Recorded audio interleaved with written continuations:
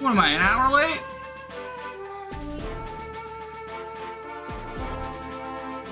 Yeah, I think I'm about an hour late.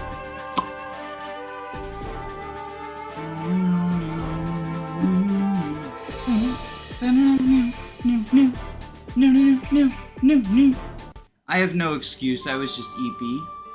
I did wake up on time, but I was sleepy. So I decided to take a shower. Sort of take things slowly. Regigigas slow start, right? I'm Regigigas with the slow start. Still gonna probably be a slow start to the stream. Is Regigigas in... Wait, is Regigigas in Pokemon Conquest? Because I think that would be very funny. I mean, he would suck, but it would be funny.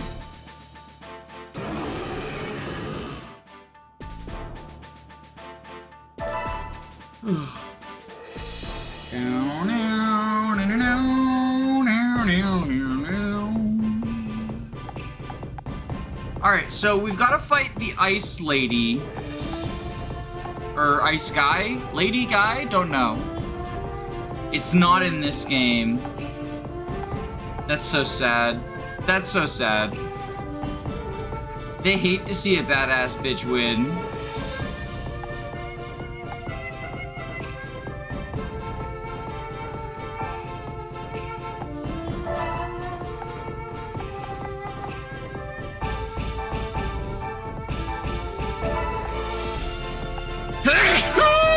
Oh, sorry.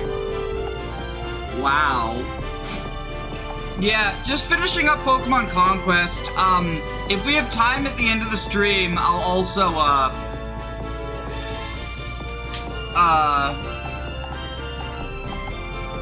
play some more Mario Kart, because I'm having fun with it. And I only explored the Grand Prix, which I think is the weakest part of the game.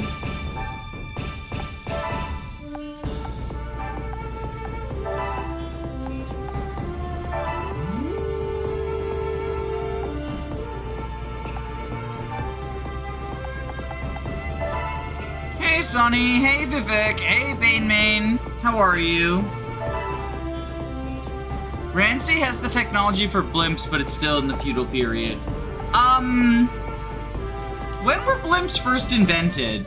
Cause I'm probably gaslighting myself because of Avatar: The Last Airbender, but I feel like blimps were like earlier than you would expect, right?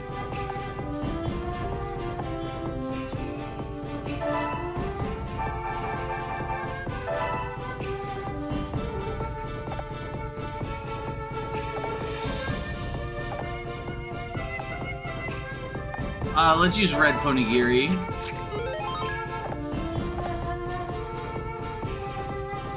Oh, shit! Staraptor evolution?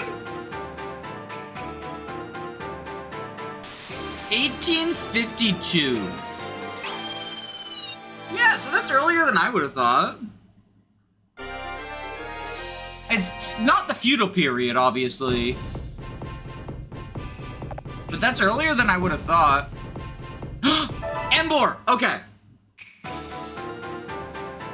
My firefighting king.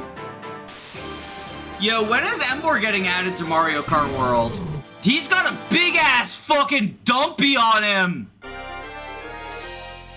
He's got that Wario dumpy on him. The fact that I said that and that his trainer said wonderful, that's sussy baka.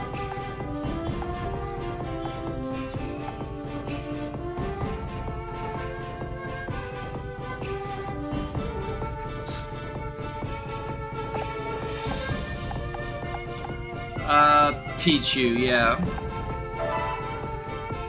It's now a fire yacht type.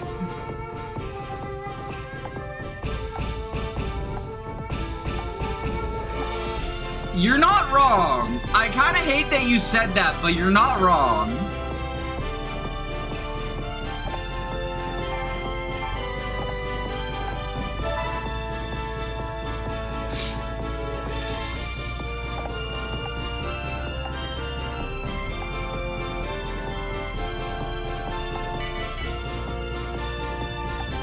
Alright, let's go for the ice again.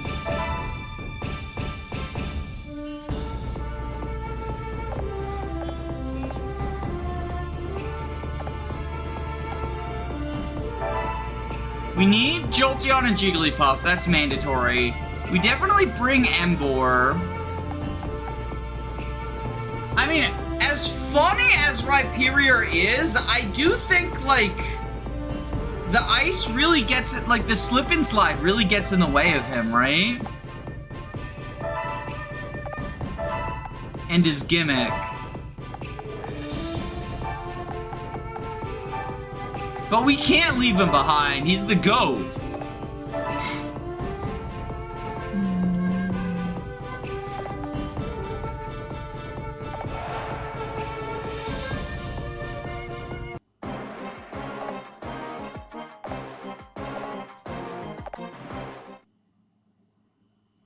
Skinstraptor bypass the terrain. He can, but also he's a flying type. So he'll be weak to every Pokemon on the... Well, I guess not the two Psychics, but they're not threatening. Fucking the Dream Eater moment.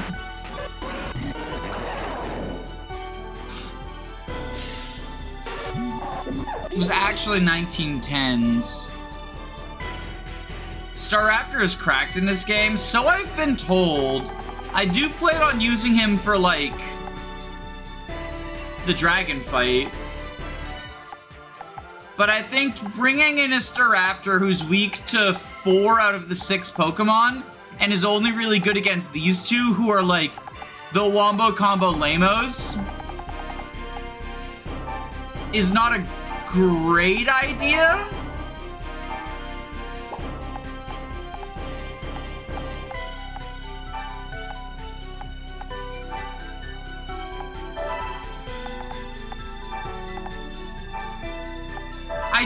I do hate this gimmick. Like, the slip and slide ice gimmick is kind of obnoxious.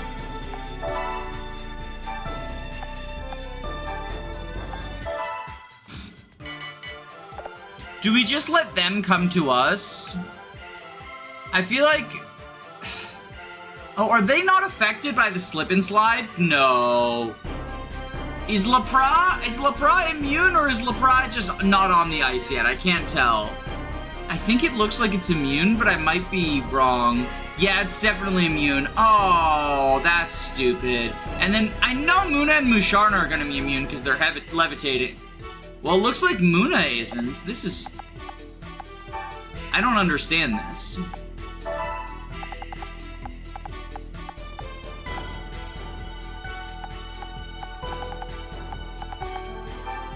Okay, so we slip and slide here. We don't Thunderbolt? Okay. No Marvels the Thunderbolts.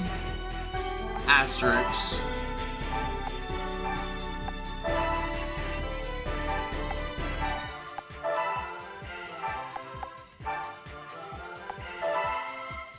Go sailing.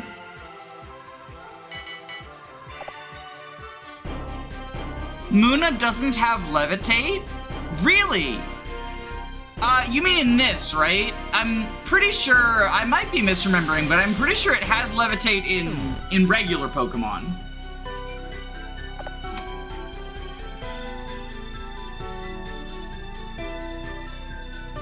Slippery Ice is just free movement. Yo, Fire Emblem Engage? Tiki Paralog reference?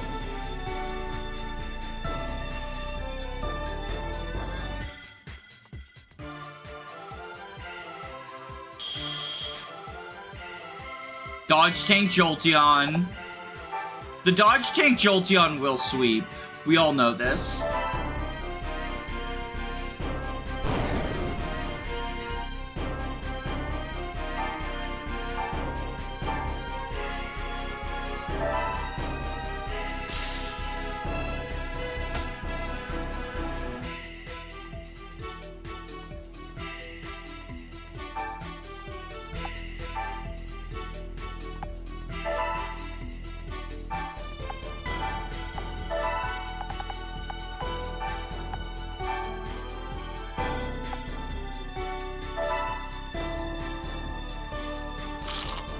If we can evolve Charmeleon, we will get a flying fire type, which I think would actually be really good. So maybe if we fail this time, maybe we just grind Charmeleon until it evolves. Whoa, what the fuck move is this? Fireball, wait. Yo, Emboar kind of cooking?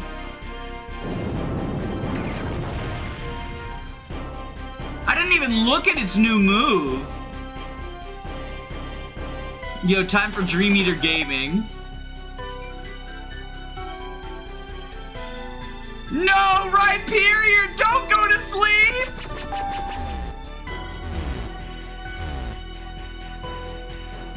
Rhyperior, no! You have too much to live for!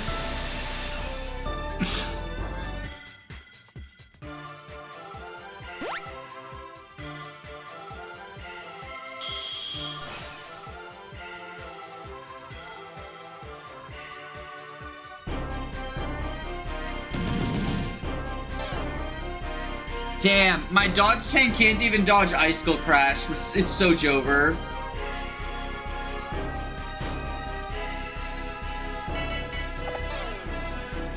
No, the fucking flinch! Wait, that's actually so fucking bad, though.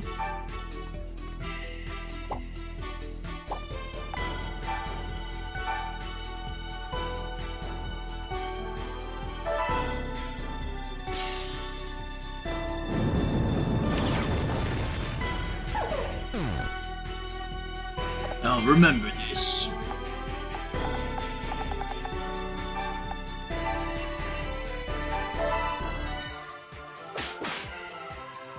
Oh wait, I should have used the healing. Oh, I think I fucked up there.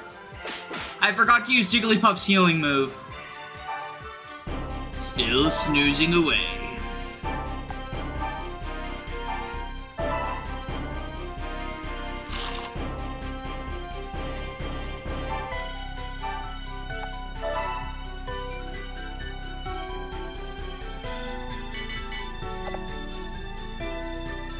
I just need Jolteon to dodge, but, like, that's probably not gonna work out.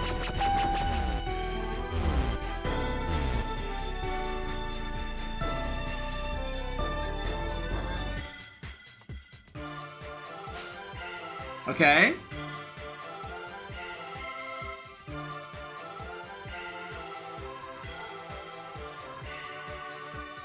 Dodge?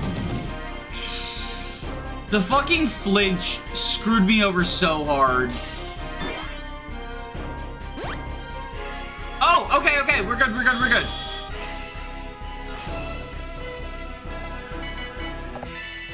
Before I forget, we gotta use the Jigglypuff heal.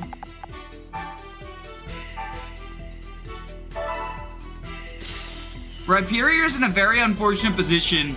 A map of will KO almost every ice type here, but he can't go anywhere, and instead he's just the instant death snail. Unfortunate does not even begin to describe this Rhyperior.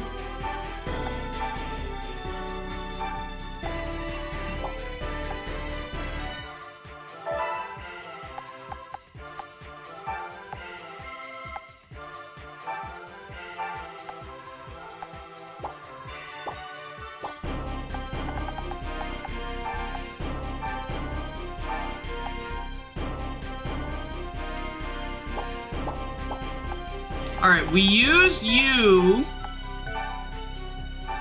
so we can Bazappa Zappa.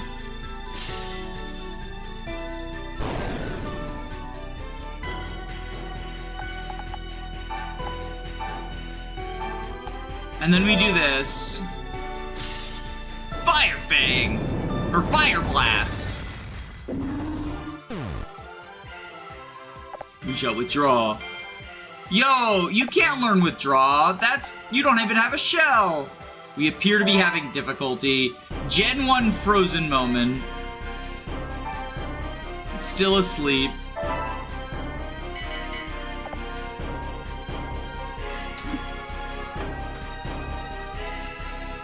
Alright, I'm pretty sure Rhyperior dies here, right? He got fucking frozen. What a jokester.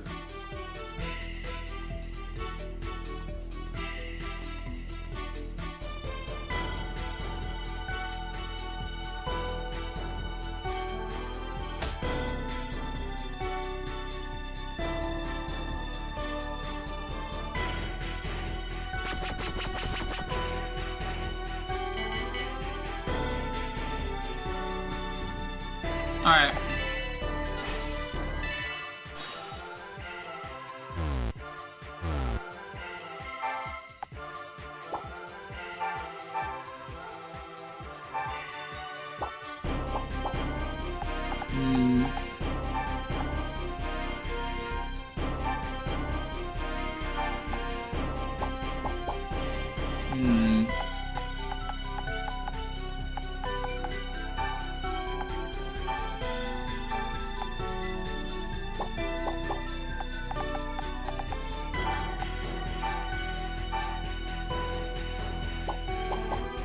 Okay,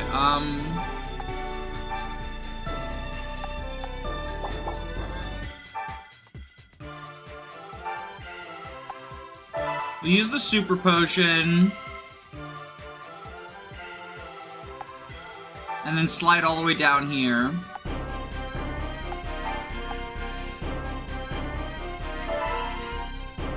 And we break this ice.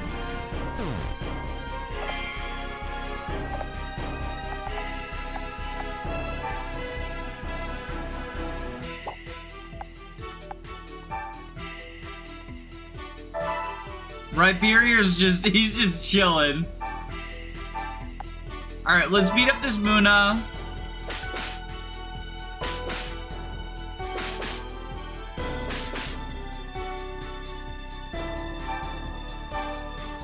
Because if we kill Muna, Muncharna's useless, right?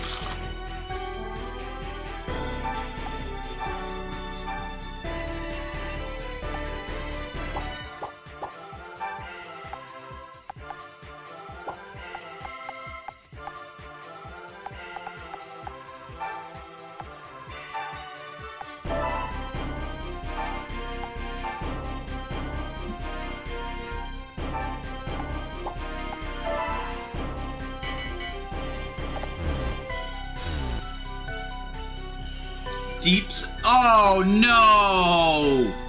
I didn't check abilities. That's unfortunate.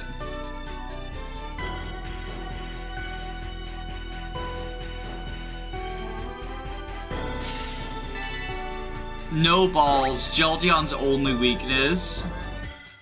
Oh, Celio's gonna get teleported up to Embor. The Embor zone.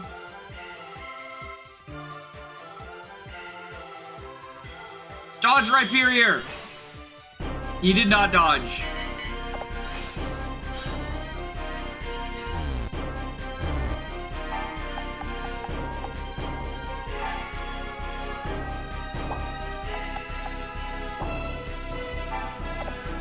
No. I think we use the potion and just move Jolteon over here.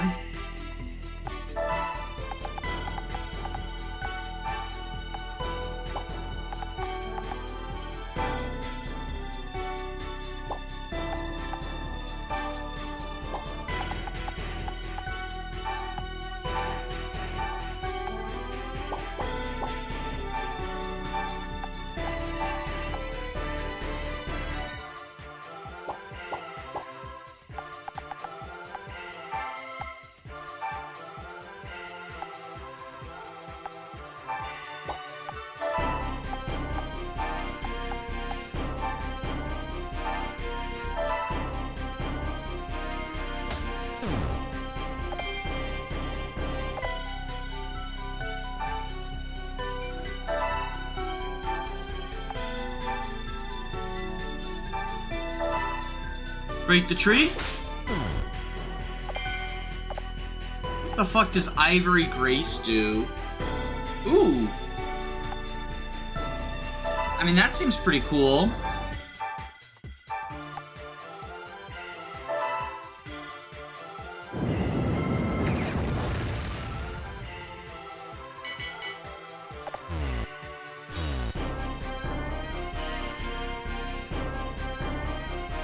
If we kill Lepra, I think we're in a pretty good situation.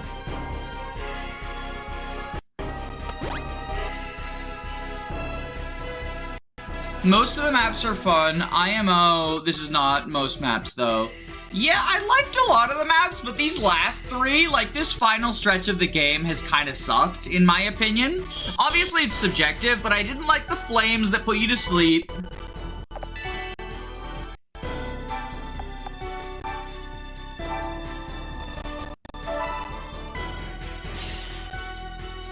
I didn't like, the moving statues. Those were the two gimmicks of the, ghost map.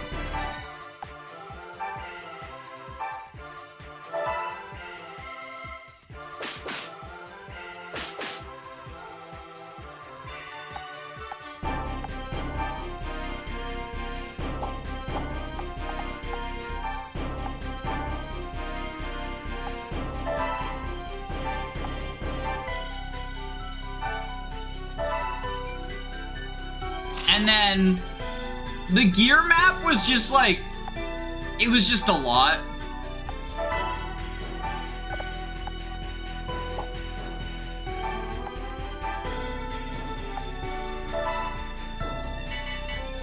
The fighting is the best map. I also didn't like the psychic one. I liked that ground type map with the towers. I thought that was pretty cool. Grass was also really cool. Poison, like, had potential, but I feel like it wasn't realized in the story mission.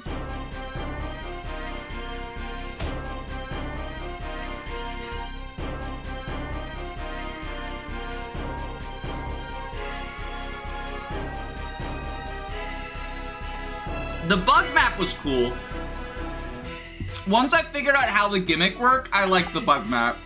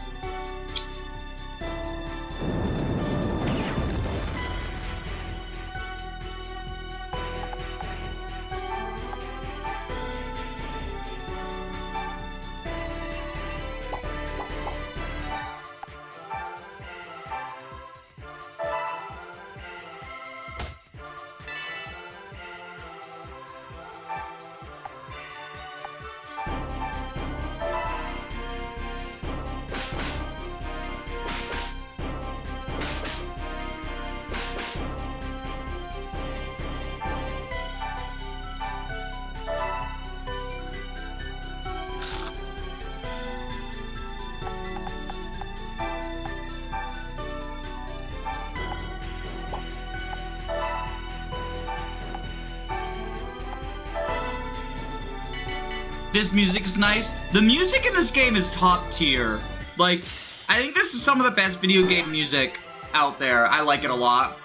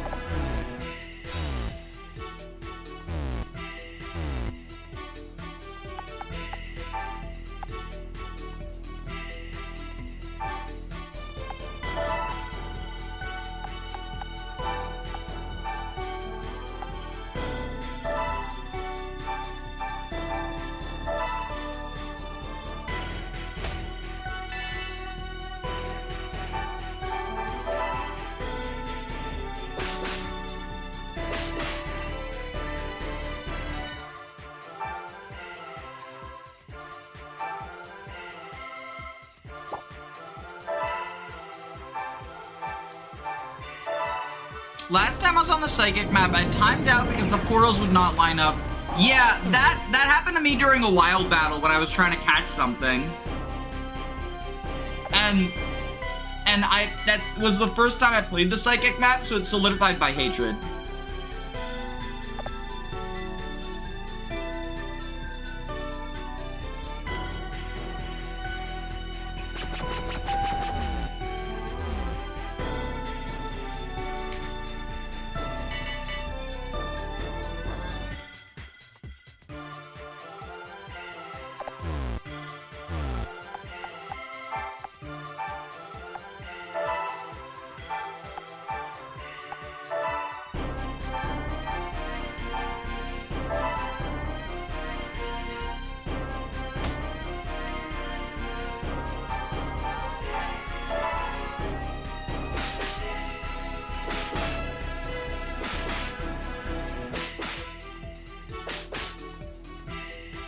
Oh my god, Jigglypuff just a day late, a dollar short, always.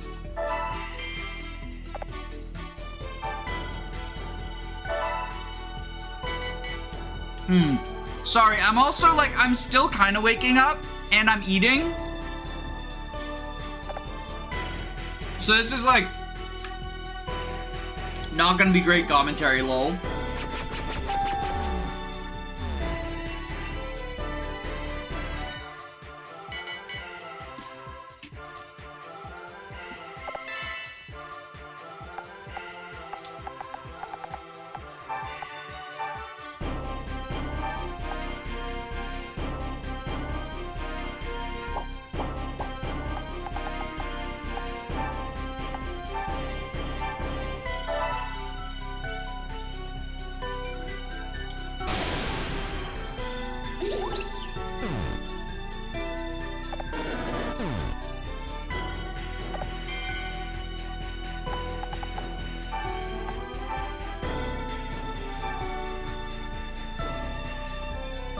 Lamau, look at this shit.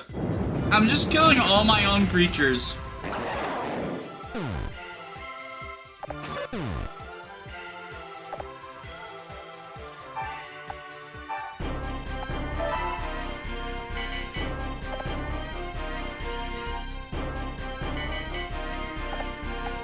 For all of the non-believers.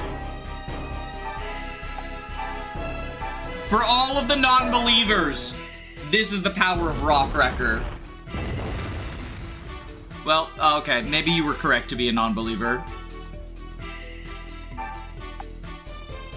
Maybe you were correct to be a non-believer, actually, as it turns out.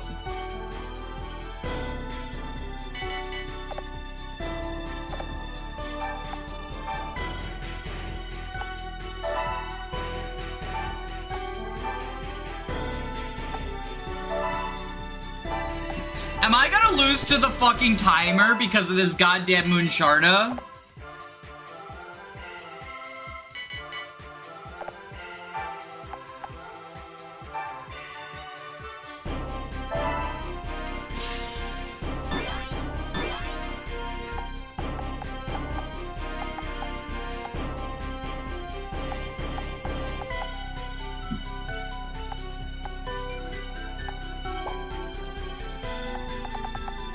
I think I'm gonna lose to timer because of goddamn Moonsharna, aren't I?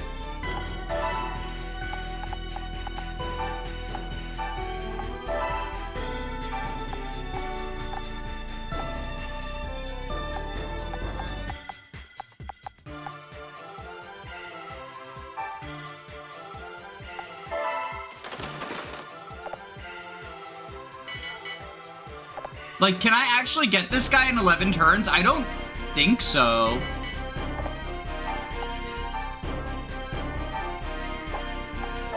Fuck, no! No, this is the worst way to lose!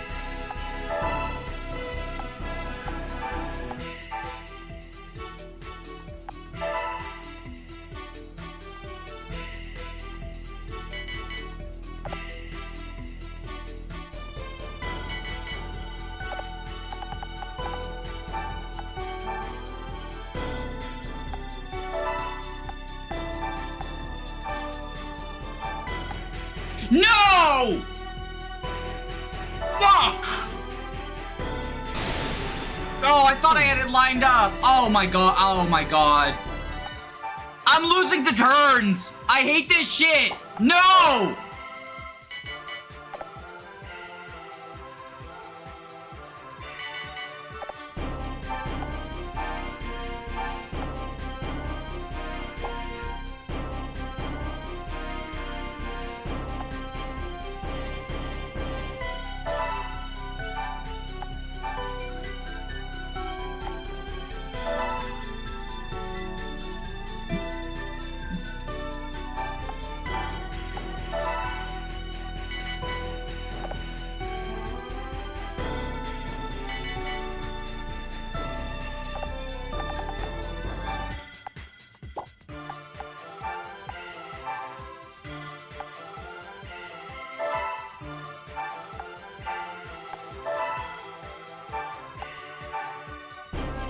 This game needs a positioning mechanic to get around the ice. Yeah, I don't know.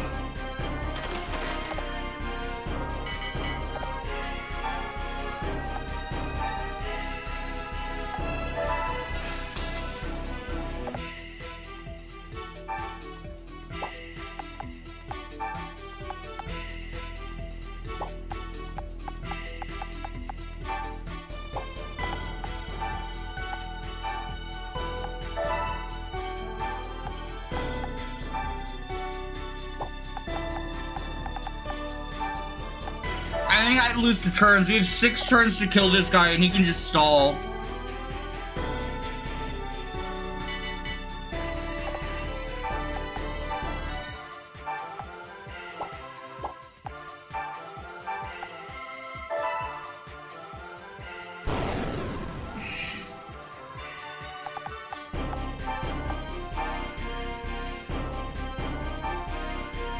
No, it looks like we can actually win. That's good, because if I lost to turns, I would have quit, and that would be the end of the playthrough.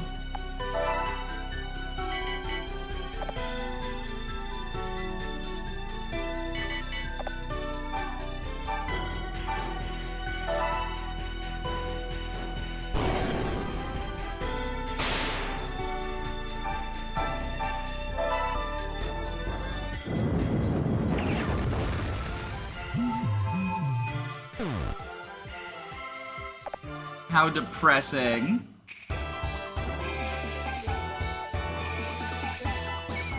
Uh-oh, the gall of this bitch. I could have finished it with Rock Wrecker, but honestly, I didn't want a chance to miss. So it appears you truly are capable. Milshitude, my brother told me. He told me that he would destroy Rancy. I don't know what it meant exactly, but he terrified me. The world is gonna change just like my brother did. Lady Oichi, I know not of what you speak. Lord Nobunaga is everything to me. To serve by his side, it is everything I ever wanted. I must go. Well, we have the Arceus now. Lady Corrin, finally the kingdom is... Ah! Dragonor, I always knew you would make it here. But you're up against Nobunaga now. You're going to need more than a few party tricks up your sleeve. But you're going to beat him, Corrin, I just know it. Hee hee! You don't need to worry about me, Lady Corrin. Let's go!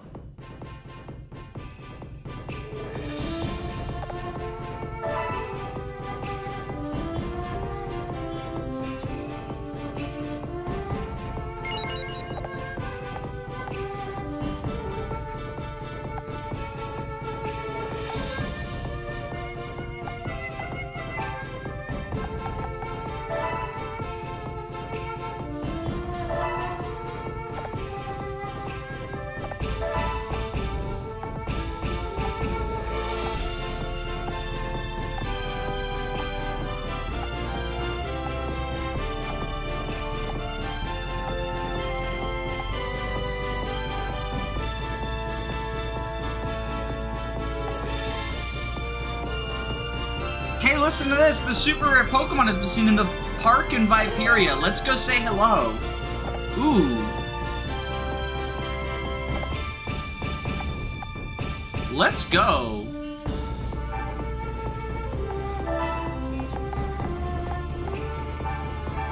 Get our main characters over there. You know what? Fuck it, Embor. You're a main character too now.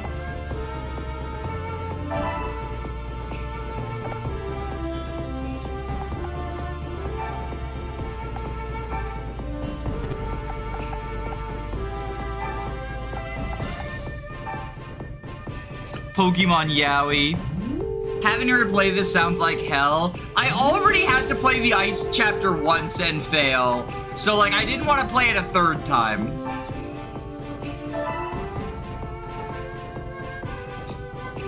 Okay, so it's the park. The fuck is the rare Pokemon? Is it Eevee?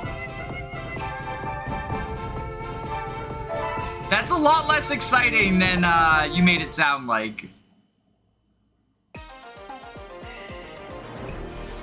I thought it would be like a legendary or some shit.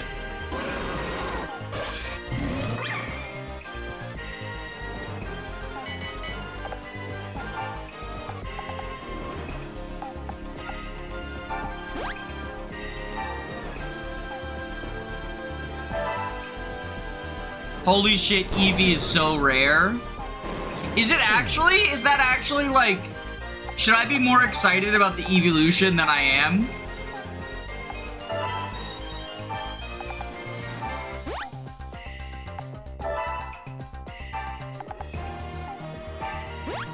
Am I just an ungrateful bitch?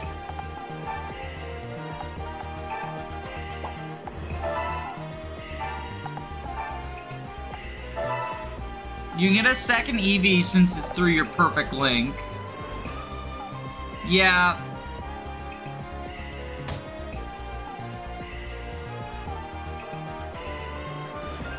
We could do that.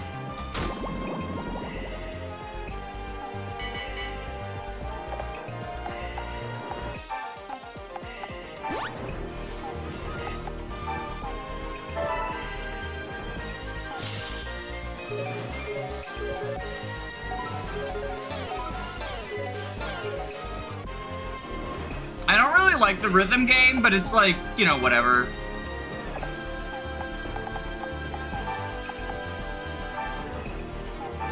For all the haters who don't believe, 439 damage.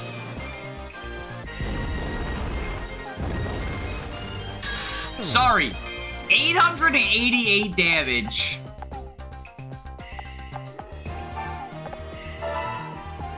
You just an ungrateful bitch. Okay.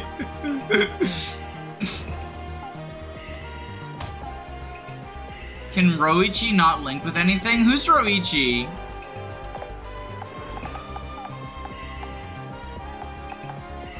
Is that this guy?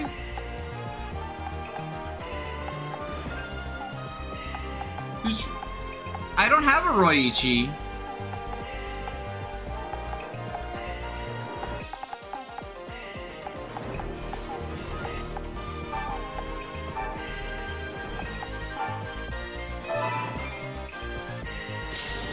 Oichi, but she's like Roy. Roy hate in 2025 is wild. Roy hatred in 2025 is absolutely wild.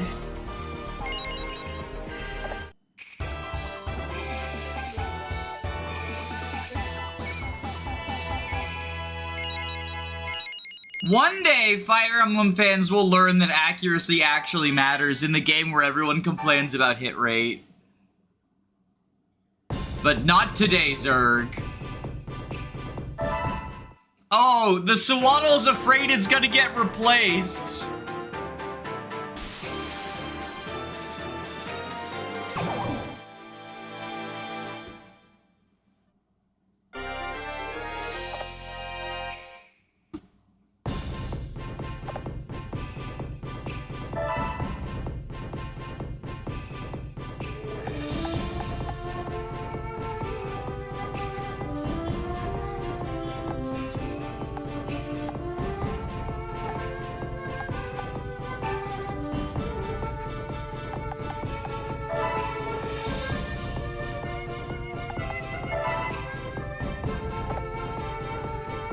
The generic with an Eevee. Yeah, I'm not using that Eevee either, by the way. In case anyone wanted me to use it, I'm not. I'm not.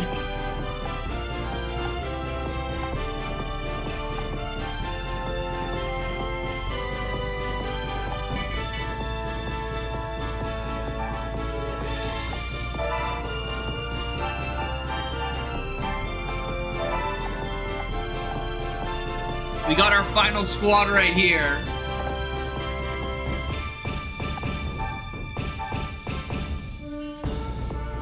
It's not my fault. My Roy is level 10 and he has 8 speed.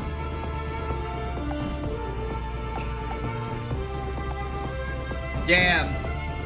You know, one time I had an Alan who didn't level strength in his first 10 levels, so Alan must also be F tier. Actually, no, better example, because Roy's not even a combat unit, really. One time my Larum didn't level up HP ever. So, F tier unit. Dragonor, finally! Dragonor is home to lots of dragon Pokemon. Ice-type attacks work well against dragon Pokemon. Lady Corrin, I believe in you. I know you're going to win. Ice types, eh? Are any of these Pokemon ice types?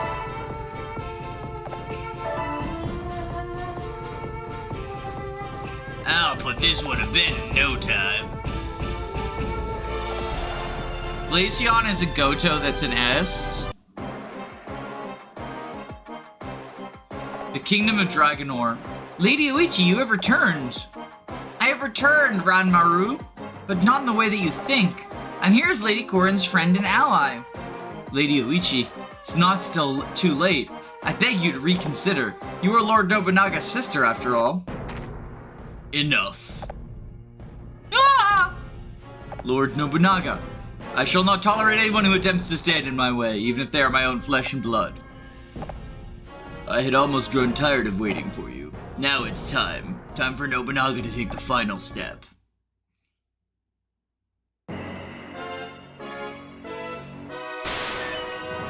We have the higher numbers, so we win. Smiley face.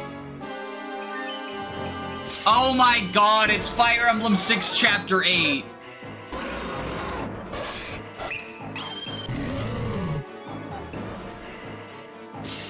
Resist.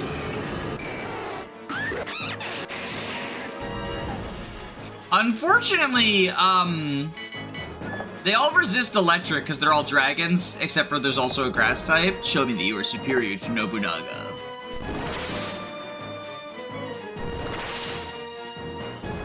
And dragon resists all the starter types. So we're gonna have to lean really hard on Rhyperior being epic. The epic rock wrecker. A mysterious node has been activated. Oh, that's a gimmick. That's a bullshit gimmick.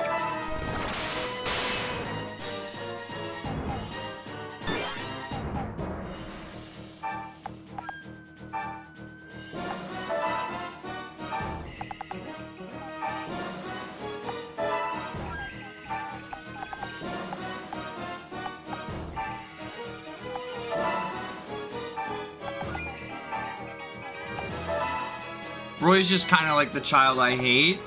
I feel like a lot of people just hate on Roy for similar reasons to like the Micaiah hate. It's like, if you have like a parsery knowledge of Fire Emblem but still aren't like super entrenched, then Lords like, you know, Hector, or Ephraim, where you just like mindlessly put them in range of a certain number of enemies and they do silly 1-2 range stuff, right? Are going to seem a lot better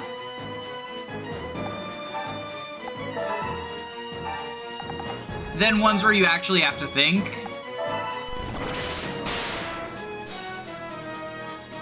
Because Roy's big benefits are, in the early game of Fire Emblem 6, accurate chip damage is a big deal, and for some reason, Fire Emblem players are just like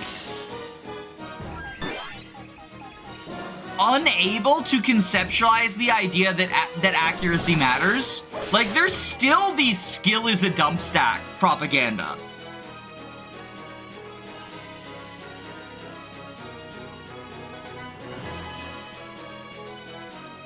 Lord Nobunaga must be protected. I'm afraid I cannot make allowances for you, Lady Oichi.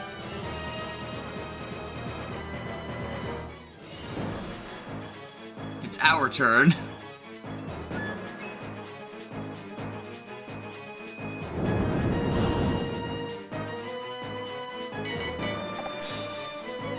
Okay, we intimidate you.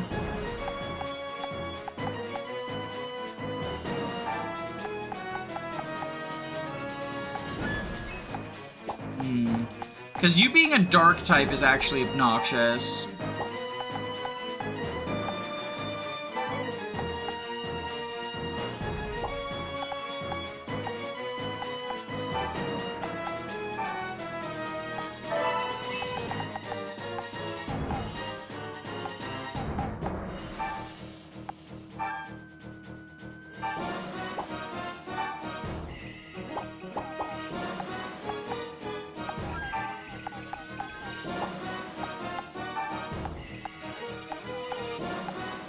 We do this. Or actually, let's go here. We'll take a grass type of...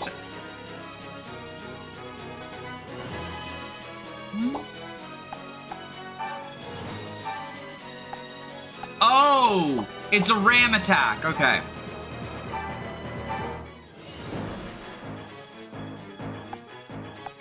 Gotcha. Okay. I misunderstood. I didn't know where we were at.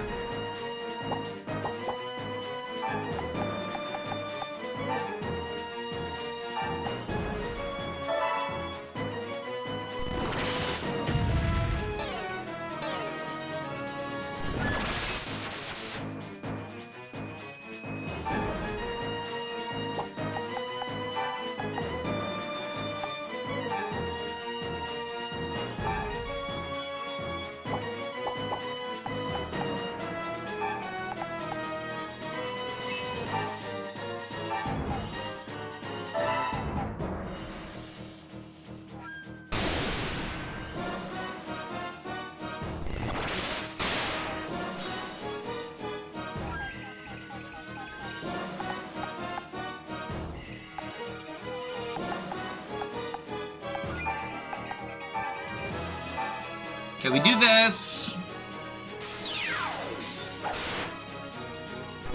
I get the value of accuracy, but I'd also like damage in the plural. Is the argument that Roy's like doing 0 times 2 in the early game? Or 0 times 1, because he's not doubling? Because that's just not accurate. Like, yeah, Roy does not scale well into the late game, but you know who else doesn't? Marcus, right? And people are able to recognize that the short-term value on Marcus is worth it. Now, Marcus is obviously a significantly better, or hopefully obviously, a significantly better unit than Roy, right?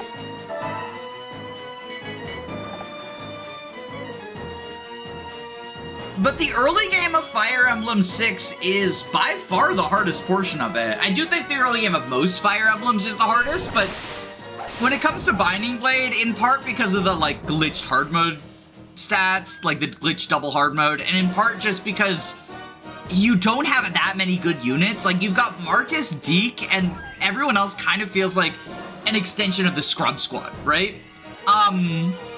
Like, Alan and Lance are good, but they're good because they snowball. They're not good to start out. And everyone else is usually just in a pretty unfortunate position, right?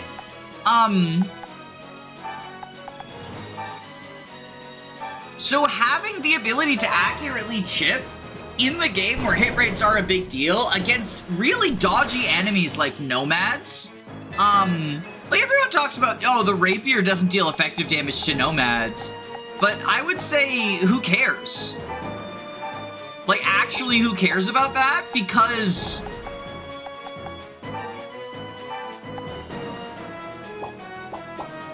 it hits them.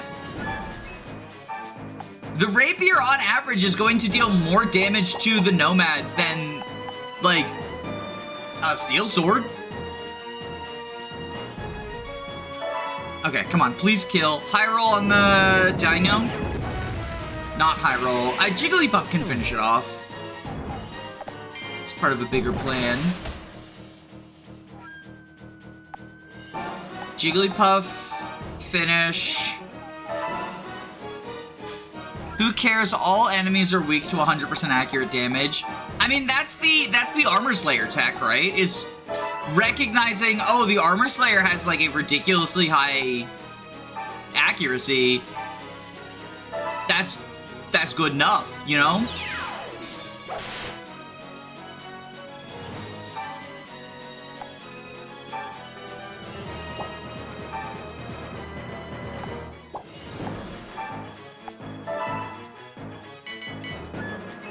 I always forget the Armor Slayer has 95 hit. Yeah, it's wild because, like, the Halberd and the Hammer, the other effective weapons, and the Horse Slayer to a lesser extent, are, like, pretty inaccurate compared to what you would, like, want or expect them to be.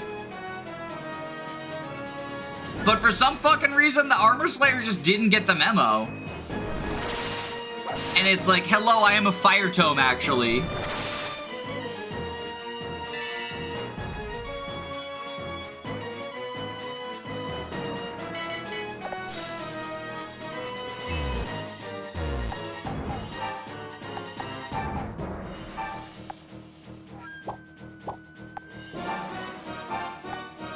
Oh, can we not? Oh, I thought I would rock wrecker tech, but I can't go through this. It's like a solid wall. That's so cringe. Okay.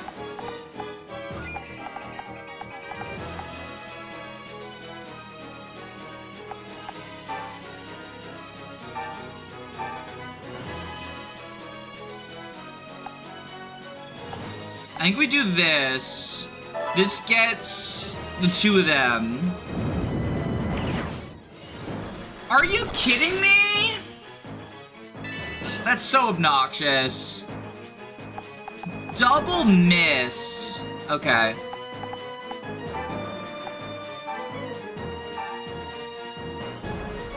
Also really want this Garchomp dead.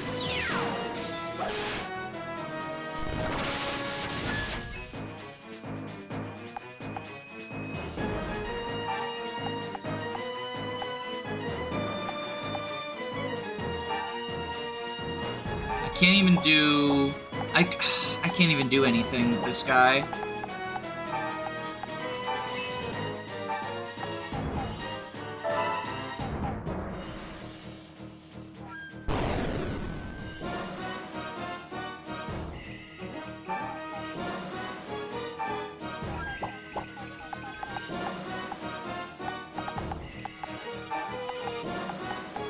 Alright. Redemption arc 63. There we go. Okay. Defeated. Ugh.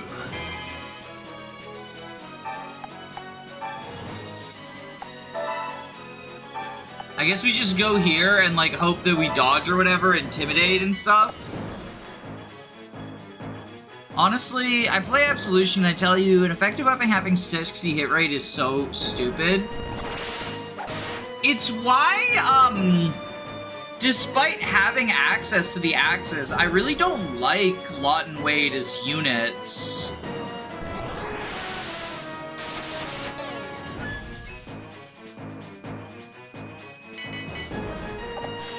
Like, they feel like they should be better than they are, right?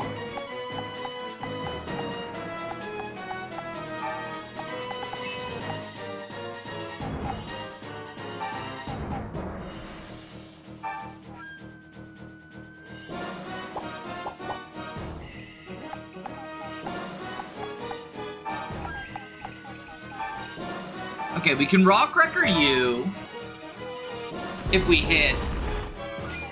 Oh my god. In addition to that, like in addition to the rapier being really accurate, being a huge point in Roy's favor, I can't, these columns are so obnoxious. Okay,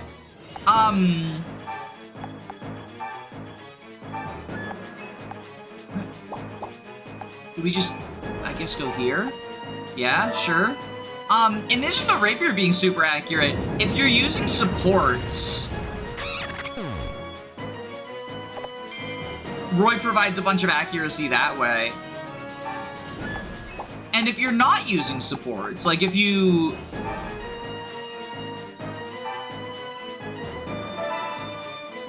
Like, even if you're not using supports, and for some reason you don't care about the high accuracy of the rapier, chip damage is still very valuable. It's why I still, like, even though I don't like Lot and Wade because they're super inaccurate, I still think they're, like, solid just for being around at a time where, oh my god, I hate this. Just for being around at a time where it's kind of all hands on deck, right? I still get so many comments on the Who is the Worst Lord video that are like, I'll save you 2 hours, it's Roy. Which is funny for like 2 reasons. You have Terravolt, okay. I guess we can, that's trash.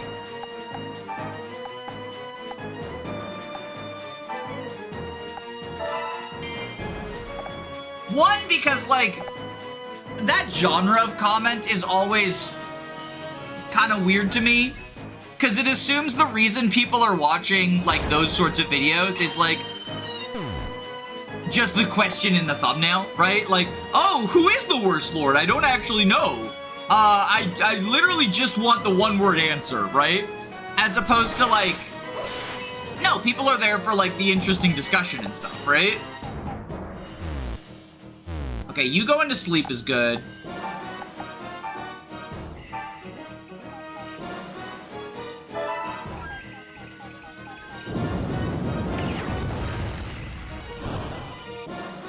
Ooh, what does burn even do?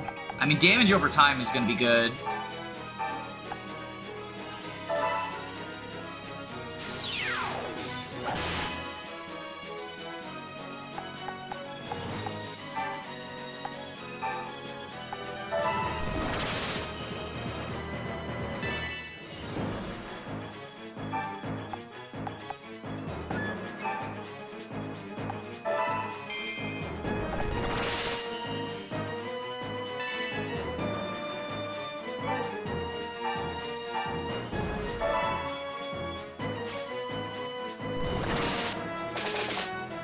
Blah, blah, bubbles.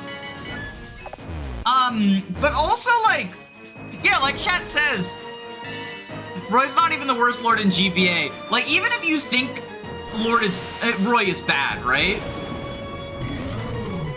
How do you come away from Fire Emblem 6 and think, like, well, Roy is significantly worse than Lynn, Erica, Ike, Fire Emblem 11 Marth, like, these people that contribute nothing. And, you know, there is the argument that, like, oh, well, it's an easier game, so them being, like, contributing little doesn't matter as much, right? But I would argue the opposite. In an easier game, units that are just contributing for chip, like, even if for some reason you're one of those people who thinks, like, hit rates don't matter, but Ike giving 10 avoid? Oh no, I'm sorry, I keep gaslighting myself into thinking Earth is stronger than it is. Ike giving 5 avoid is so ridiculous, I'll dodge everything! Like, even if you, for some reason, you think that, right? Isn't a minor contribution in a game like Binding Blade more valuable than a minor contribution in a game like Blazing Sword? Because, like, Marcus is not soloing the early game of FE6. But, like, if you don't like Erica, which I don't like Erica, what is she actually doing if you're trying to set solo? Erica's chick damage doesn't matter if, like, Seth is just killing everything anyway, right?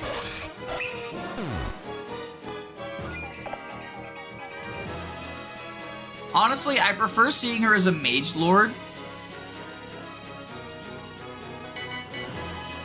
What? Oh, we fucked, by the way. We're so fucked, by the way. Do you mean Celica? I don't,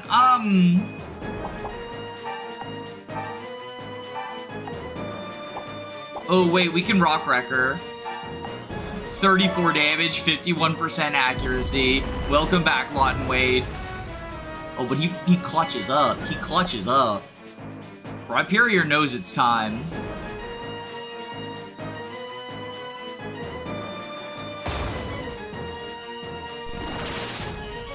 Interestingly, Rhyperior and Jolteon are both immune to the attacks.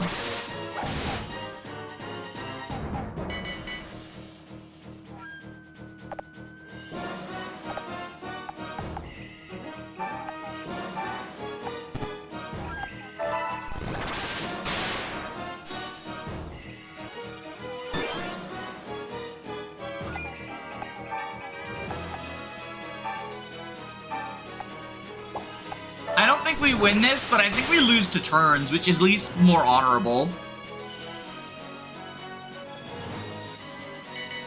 Why does Jolteon heal on turrets? Because of Volt Absorb. Jolteon has Volt Absorb.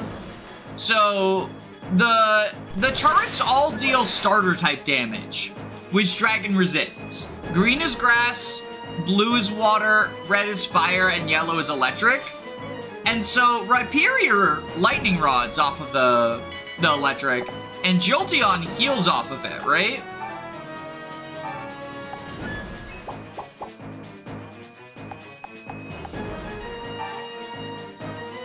The biggest problem is, like, we're just not dealing enough damage, right?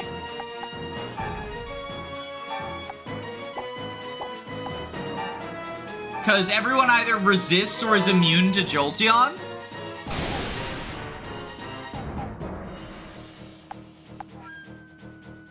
Elincia is the best Lord in this series because she's a flyer. I genuinely hope that's a joke, but honestly, at this point in Fire Emblem Discourse, I cannot fucking tell. I thought we'd gotten out of the Stone Age, but there just been, I've been exposed to so many bizarro bad takes.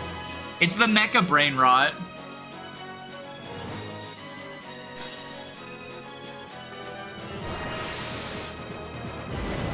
Wouldn't Rhyperior be immune to electric anyway because it's a ground type? Yes, but Lightning Rod means that its attack goes up.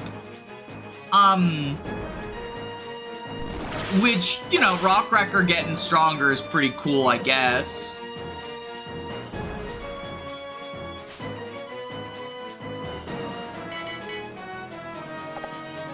Unfortunately, Garchomp resists that.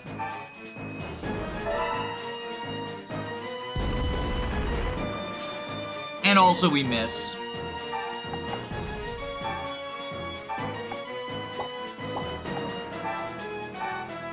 Like, we just lose here. 4 turns left, we're not killing these guys. It's unfortunate. But we can try again. Now that I know the gimmick, I think I can probably handle it.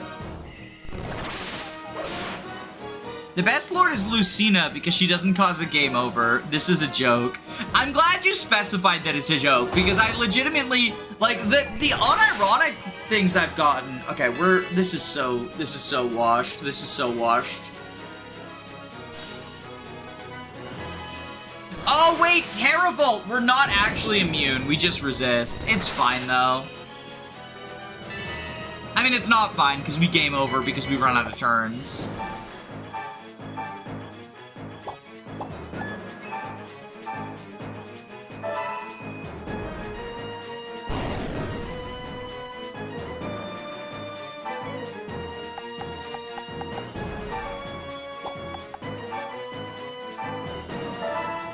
Rock Wrecker! Can we at least kill Dragonair? Like, get that Pyrrhic victory?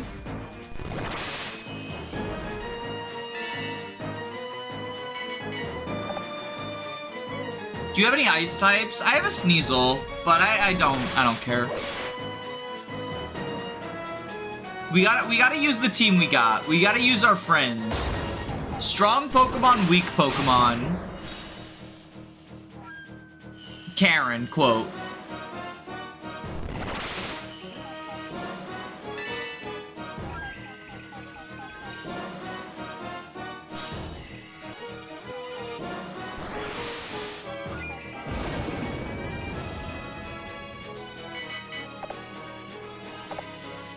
Rhyperior is the most useful Pokemon on my team, smiley face. Out of all the games that I have finished, I think the best Lord is either Shadow Dragon, Marth, Alear, or Micaiah. That's a very interesting collection. I think Shadow Dragon Marth is the worst Lord in the franchise. Everyone copes on the Thief utility. But, and I talked about this in the Worst Lords video, how much does the fucking Thief utility actually matter in FE11? Because when are you ever shy deployment slots? The idea is like, okay, well, he can open chests, so you can save the deployment slots and not have to deploy a thief, right? But like, I feel like FE11 is the game that gives you way more deployment slots than good units.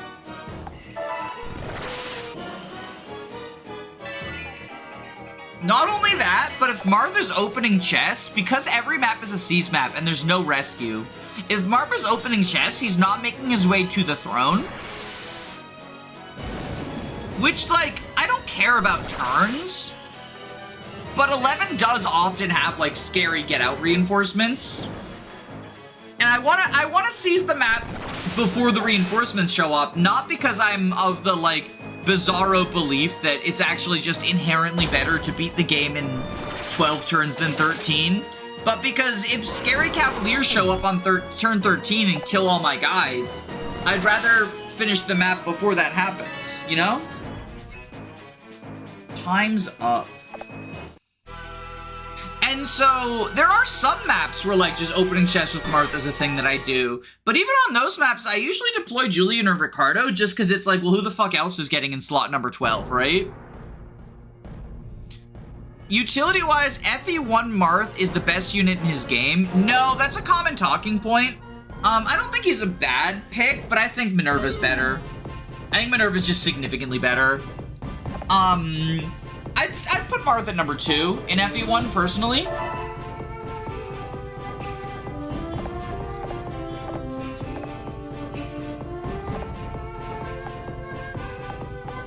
Oh, never mind. I have to wait another day. Who needs delegation?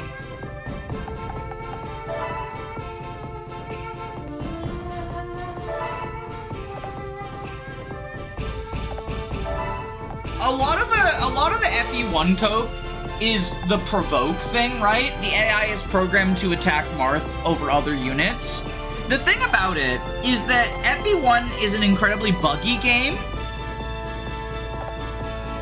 and provoke is only useful if it's guaranteed, right? If you can absolutely manipulate it. And unfortunately, that's just not how the AI works in FE1. They usually prioritize Marth over others, but not always. And for some reason, like, I mean, I know why, because nobody plays FE1, right? So, like, not for some reason. It's because people haven't played FE1, and they just, like, repeat what other people say. But the talking point is that it's infinite provoke, it's always active, and that's simply not how the mechanics of the game work.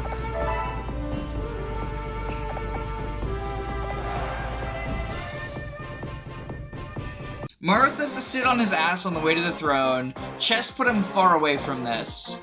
Yeah, that's why I don't like his thief utility. Now, I do give him credit for what you get in villages, but I think it makes almost no difference, because you get gold in villages, but you have so much gold in Fire Emblem 1. And also 11. That I really don't see it as a huge deal.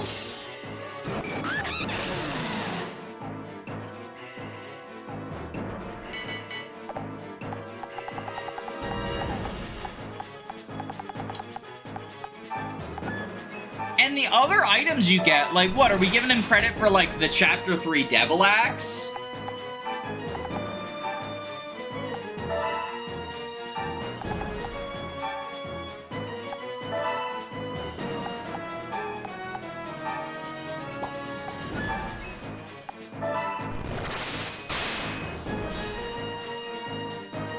I just think, like, there's minor value that you get.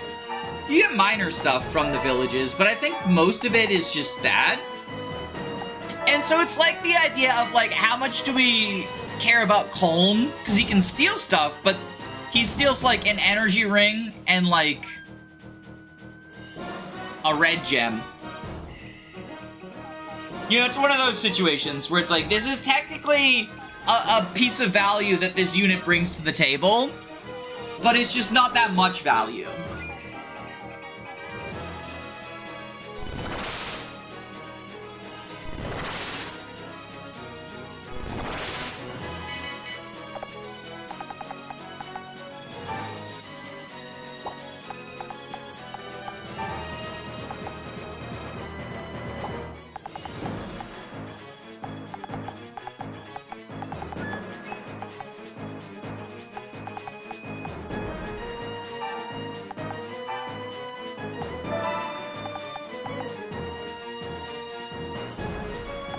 What if we end turn and let them come to us?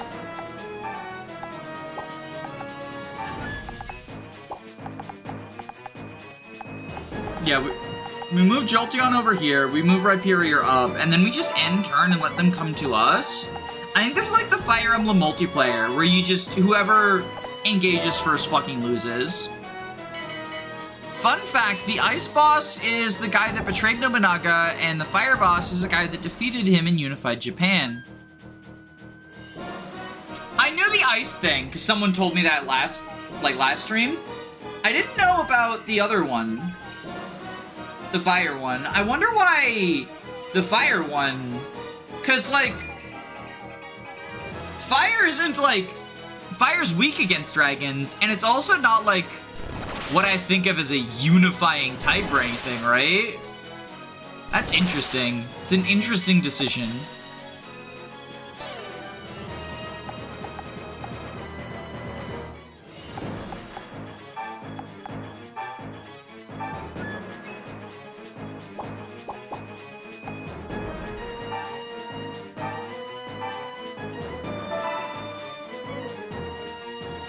Do this.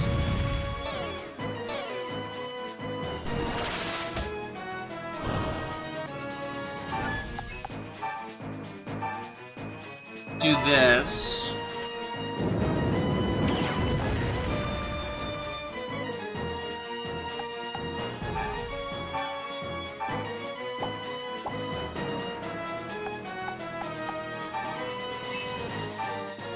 Do this.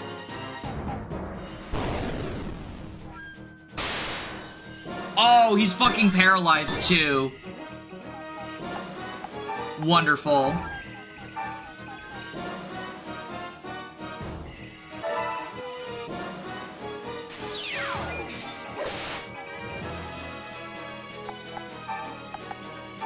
And then we Rock Wrecker. Everyone who said Rhyperior was washed, you don't know the fucking GOAT. You don't know the fucking GOAT.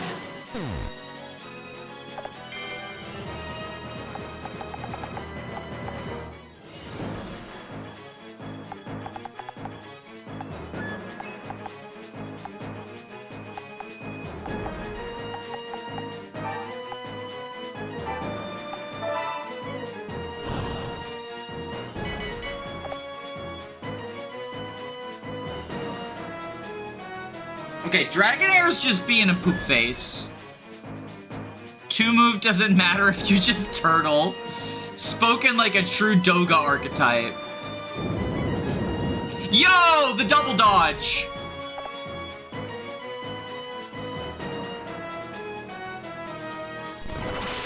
We get Intimidate now, don't we? Look at that shit. We're gonna get double Intimidate.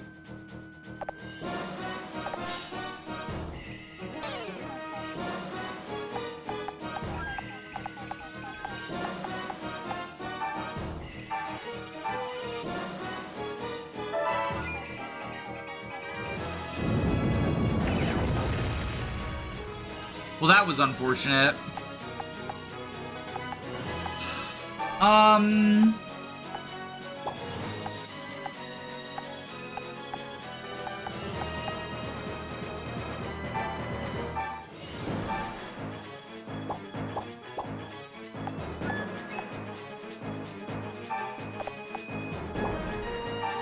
What have you got? You got Harmony Flute and Marksman.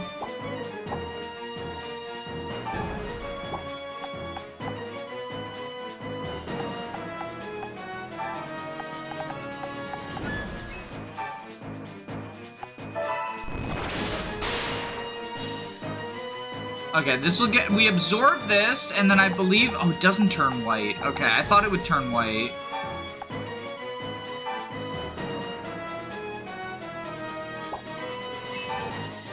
Let's Marksman. We go critical hits.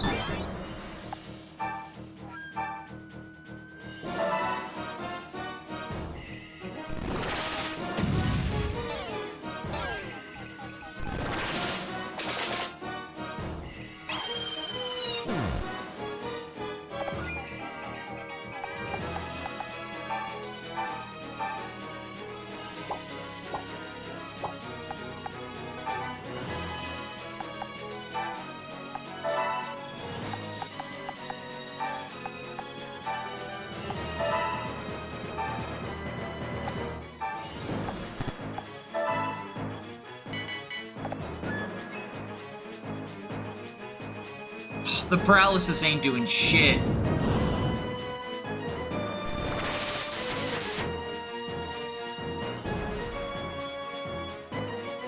Alright, Dragonair's coming up.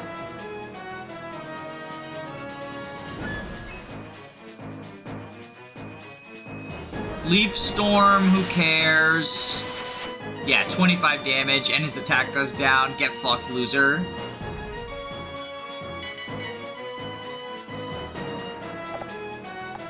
So then I think we Rock Wrecker here. We get our Lightning Rod boost, and we Rock Wrecker, kill him. I just realized the one enemy in Pokemon is an unevolved Dino. Poor thing. It does take a while to evolve. Gen 5 moment, right? Just a fucking Gen 5 moment.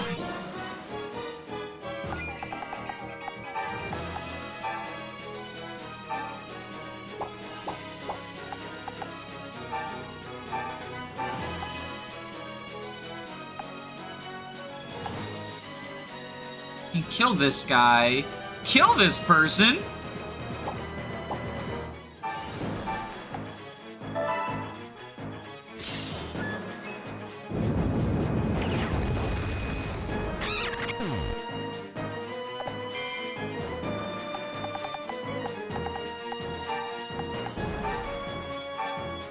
And then I guess we do this.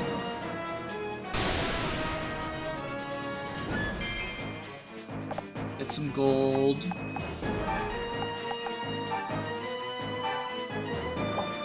What's our HPs looking like? I don't think we need a heal yet.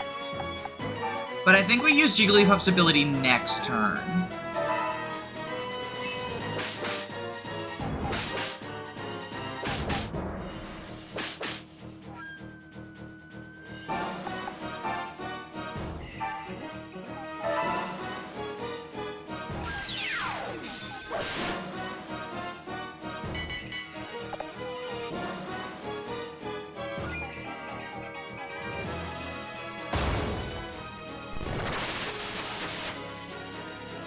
Oh, this is a little cringe. If only Jigglypuff was fairy type, the dragon immunity would go wild.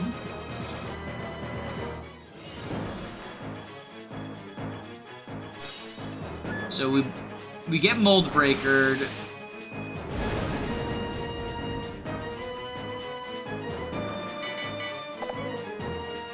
Rhyperior can't Rock Wrecker.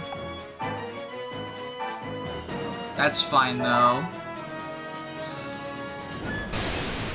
And we Volt Absorb here. Oh, they're both paralyzed. Wait, this is huge. Okay.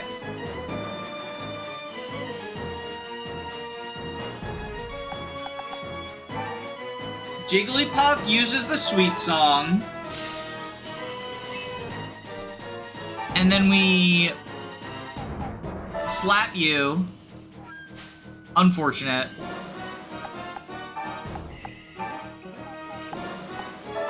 Lightning Rod, power up.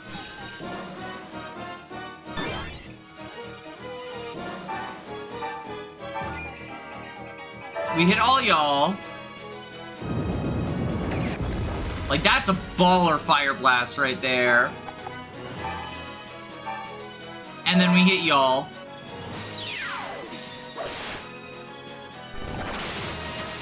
That's unfortunate.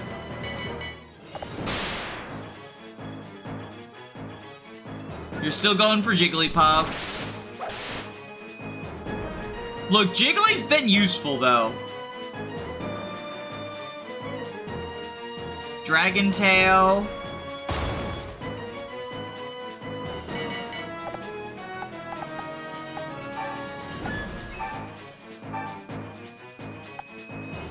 I think we go for the Dragonair.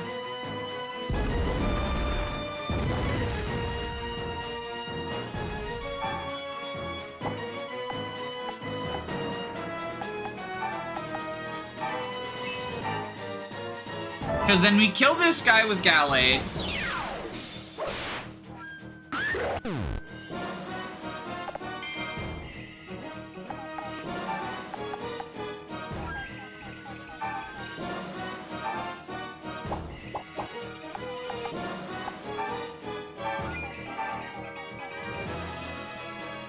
When we do this...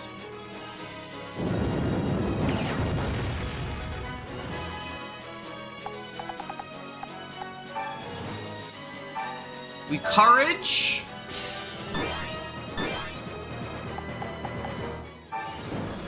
We get a heal. And we zap y'all.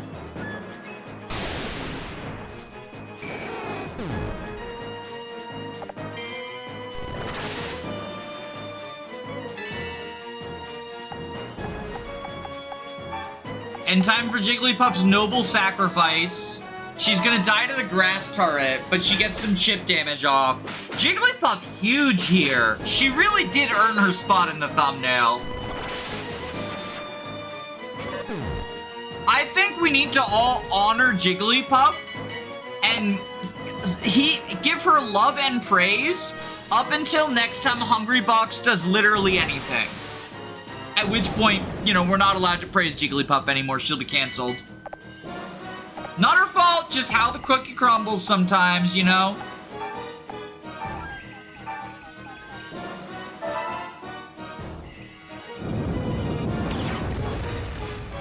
What did Hungrybox do again? I'll be honest, I don't know. I don't really know. But,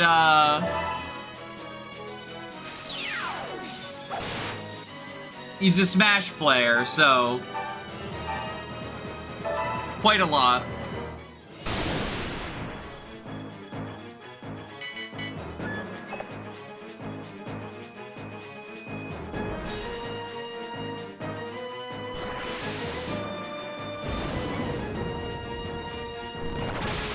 Oh, the heal. Obnoxious.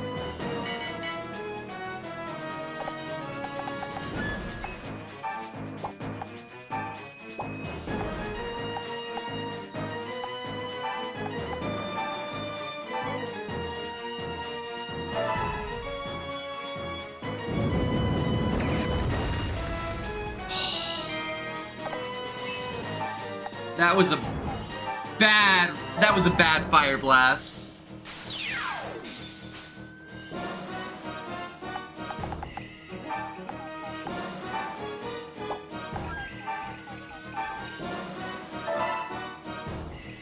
This is why accuracy matters, Roy haters! I wish one of these Pokemon had a fucking rapier.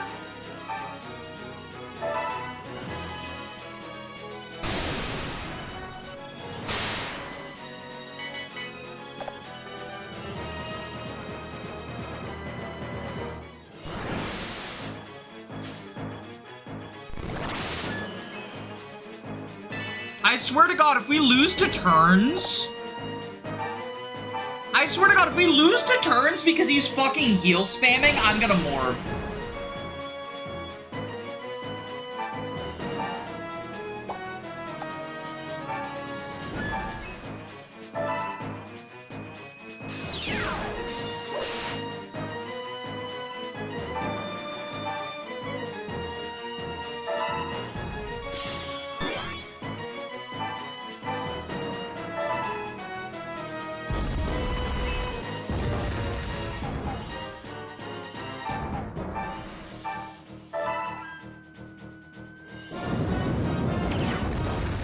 Glaceon is basically the go-to if you go for him. He's only available at the end of the game.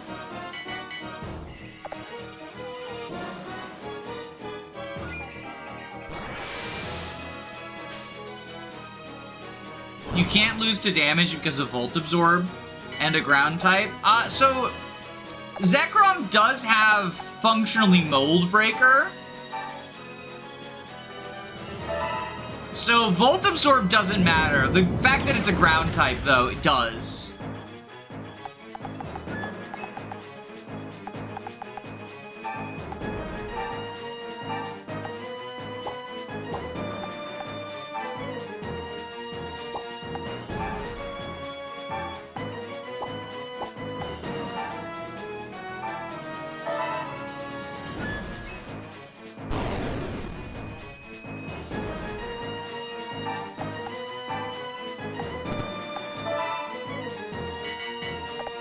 Come on, please.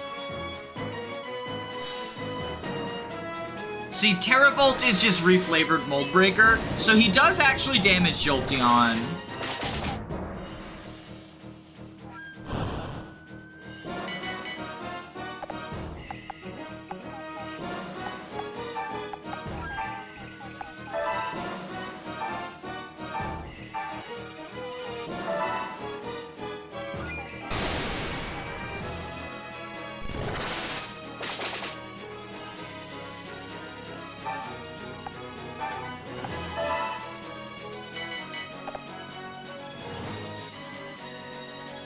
Oh my god, he's gonna get another heal!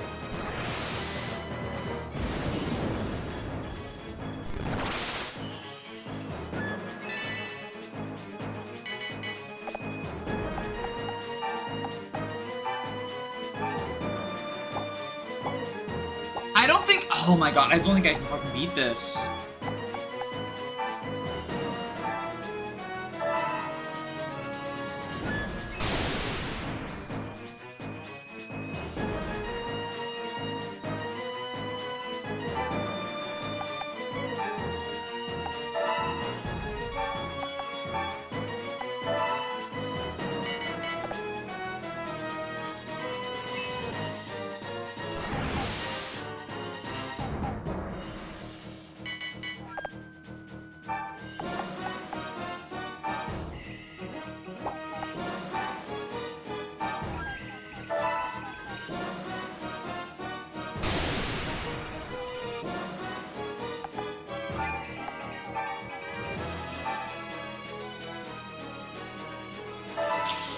If only the ice Pokemon weren't available so late, they wouldn't be underleveled for this. Yeah, I'll be honest, I'm not fucking grinding up Glaceon for this shit.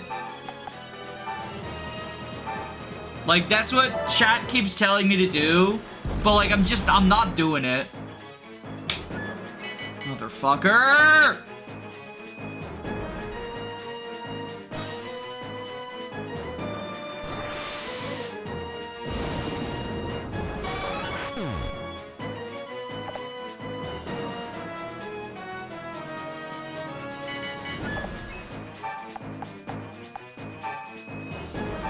Don't even reach.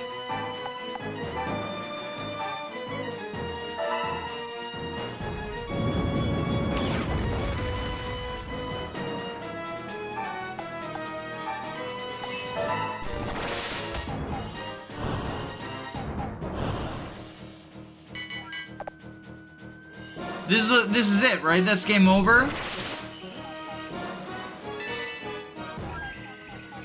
Yo, this fucking sucks. Look at him fucking laughing like that, too.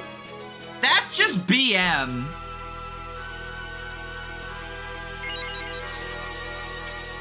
Glaceon isn't even worth it. I mean, that's my suspicion. Glaceon's stat stuck. Remember, like, super effective doesn't mean anything if you're still not dealing much damage. This fucking sucks. I'm not playing anymore. This is... like, very unfun. What's wrong? What's wrong is, like, I don't like this game, is what's wrong. I'm sorry, I don't like Pokemon Conquest. I've been, like, continuing to play it just because it's short and I figured, you know, I could finish. I sell Ponygiri. Is this, like, just the you lost twice, so we'll just fucking hand you a win? The smug aura farmer. But like, I'm sorry, I have not been having fun with this game. Leaning into the silly moments like Rhyperior and that shit has been like Rhyperior and Onix have been like funny, but the game is either like miserable because of like the stupid gimmicks in the end game, or before it was kind of just boring, if I'm being perfectly honest. I don't think it's a terribly, like, engaging SRPG system. It's got a really arcane suite of mechanics and a lot of flaws.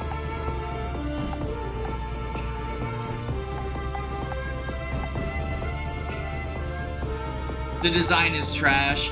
I wouldn't necessarily say it's trash. There's, like Sylvain says, there's just a lot of like arcane shit and a lot of like weird gimmicks, right? Like so many of like Illusio's teleporting gimmicks. The flying place was actually cool. I did like this fight. That was probably the most fun that I had. But even then, it was partially because like the silliness of like Rhyperior, Onix, right? Like I know I'm not using the meta Pokemon,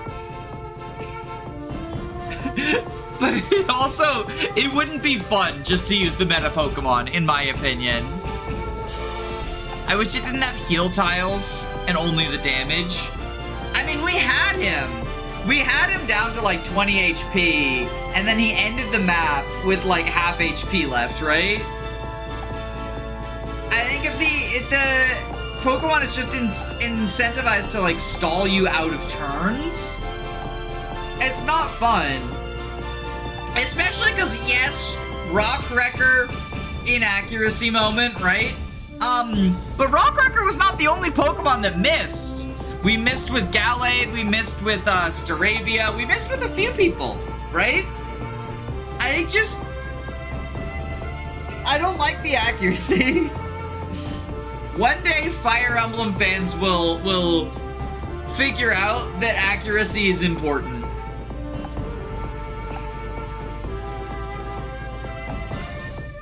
Do you have any ground type moves? I don't think so. That's the other thing, is like this game really wants you to grind, both to get new like wild Pokemon and to evolve your people. Cause like look at, I guess I do technically have Sandile. Does he have a dark move or a ground move? We can see. But like I'm not taking a level 42% Sandile off the bench, right? He has Mud Slap, right? Like I could grind him up and get Crocodile, but at that point, like, why am I still playing, right? I know a lot of people enjoy grinding in RPGs or SRPGs. I don't like it in either, but I think in SRPGs it's even worse. So, like, Cause at least in RPGs you can have to just turn your brain off, listen to a podcast, like find a good grind spot. In an SRPG, even if you're at a brain off moment, you do have to move people around. There's more inputs. I've beaten this game. I don't doubt that you have. Like, I'm not quitting because I think it's super hard or anything, lest it be a mark against my gamer pride, right? I'm just personally not enjoying it, and I think that, like, you know, if you enjoy it, that's completely fine and valid. I enjoy things that other people don't enjoy. I like Rev, and that is a very unpopular opinion. And I think, you know, in part, it's just the fucking reputation that it has.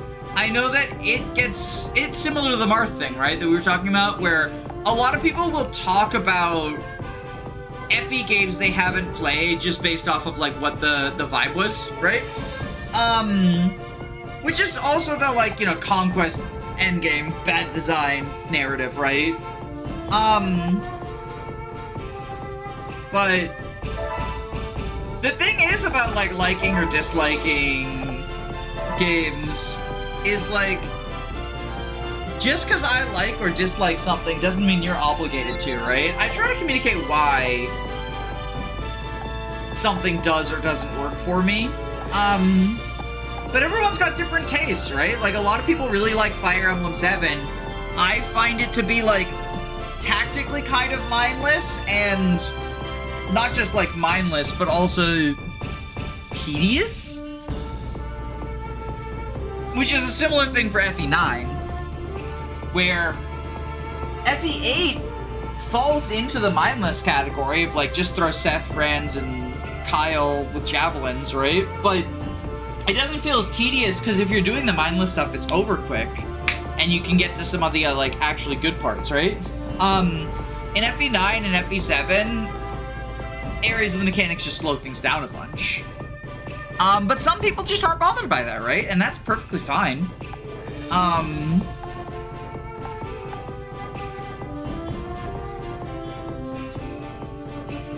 Yeah, I don't know what else to say. I kind of don't want to keep playing this though. Especially because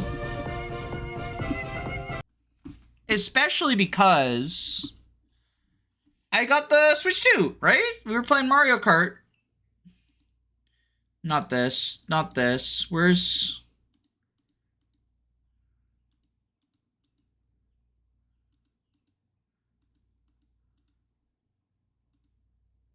One of these days we'll find it.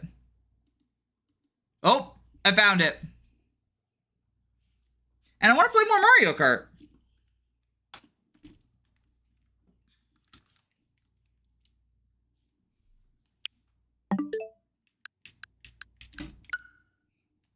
I have my issues with this game too.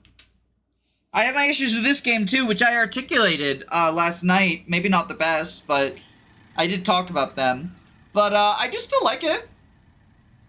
Mario Mon 0% spoilers? Is that spoilers? I don't know. Maybe.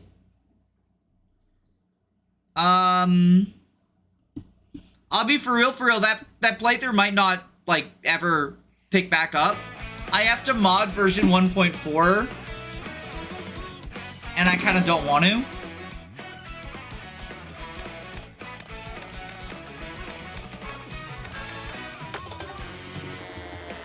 So, I want to explore the open world, because I haven't done that yet. What are we going to get for food? This is a costume that does not have a costume tied to it. Neither of those have costumes tied to them. So this is sort of the free roam open world thing. This is what Grand Prix died for.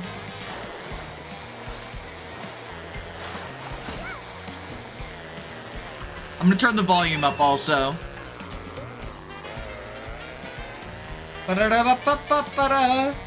How is the music, by the way? Can you hear me and also the game?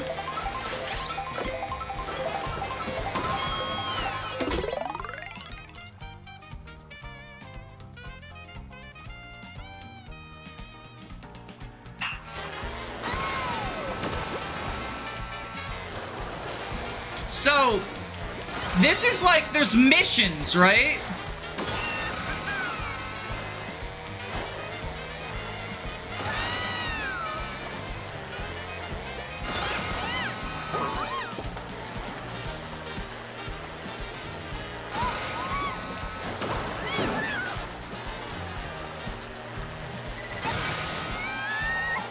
Oh fuck, oh fuck, oh fuck, oh fuck, oh fuck, oh fuck, oh fuck, oh fuck! Oh, I think I failed it. Yeah, okay. Do we get the triple mushroom here? Was that just because I had it, or was that given to me? That was just because I had it, okay. Well, this is gonna be a lot harder now.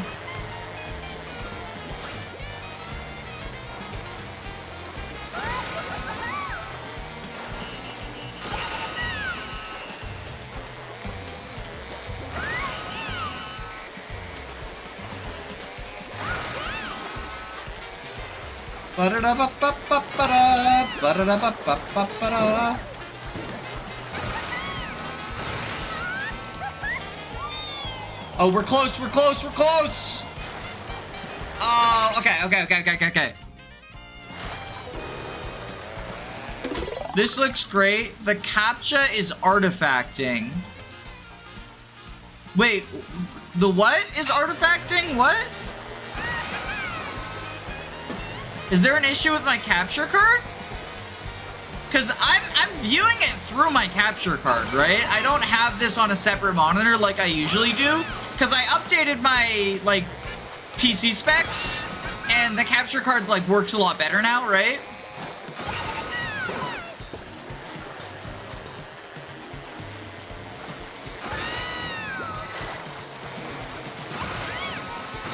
We're missing this one again. These missions are pretty demanding. It might be on the uploading end. What artifacting? What are you talking about with artifacting? Like, genuine question. I don't know what that means. I'm not trying to be, like, obnoxious or whatever. I legitimately don't know what you mean by that, is what I'm saying.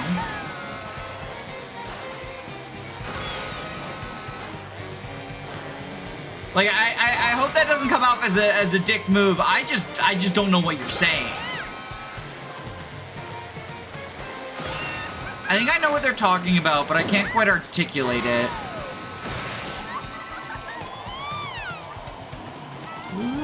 Okay, we got the goal. A decrease of image quality with pixels and colors appearing off. It's pixely and blocky. The image is deep fried.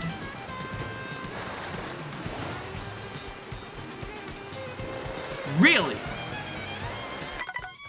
What stream quality are you watching it on? Like, is it on 1080? Let me pull up my own stream and see.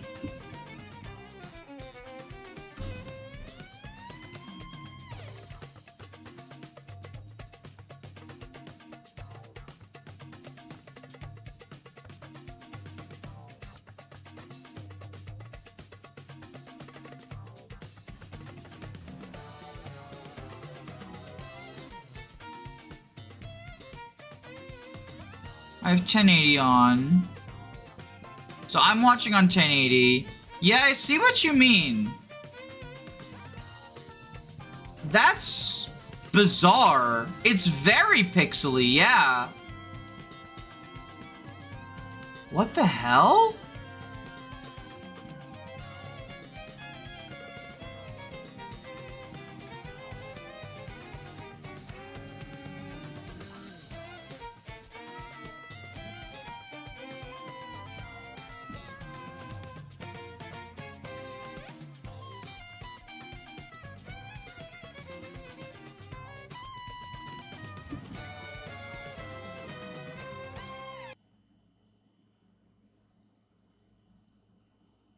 Let me fuck around with these settings real quick.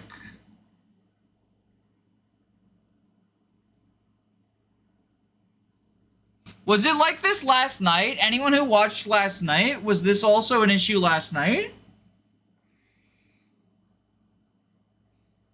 I'm viewing on mobile.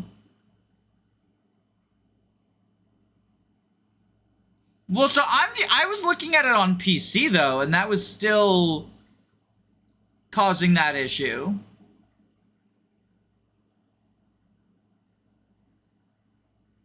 This was not an issue last night. Okay.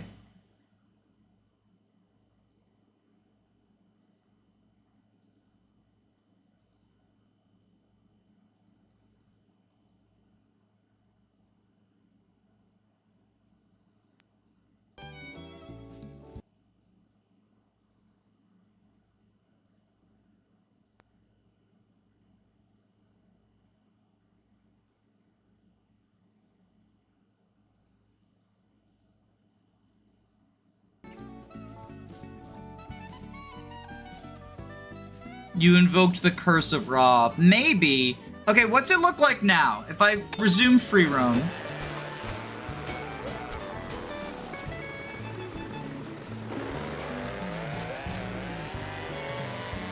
Oh, the sound is lagging now.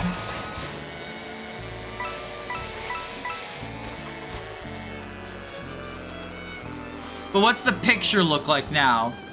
Forget the fact that the sound is lagging.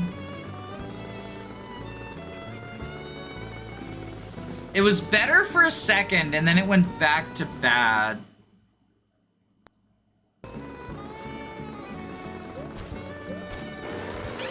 Okay, what about now?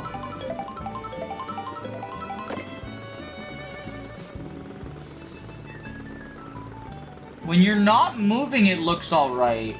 For me, the quality is good. It cannot handle the motion. But, like, why? Because it's not... So, like, I wish I could show you. I'm watching through the capture card on my PC, right? I'm watching through the capture card on my PC, and the capture card on my PC is capturing it at full full quality.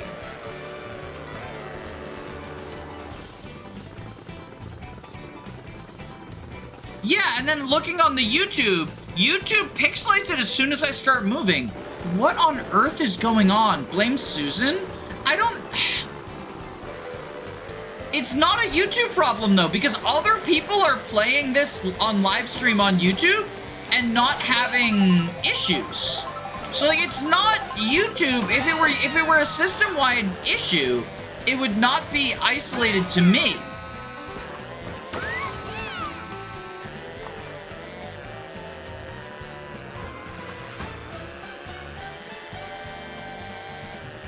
Maybe it's on YouTube's end entirely. I don't think it that would make zero sense though, because other people are streaming this.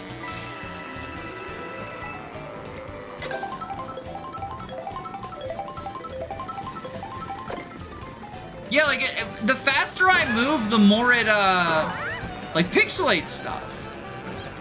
But only on the stream. I currently have my own stream pulled up.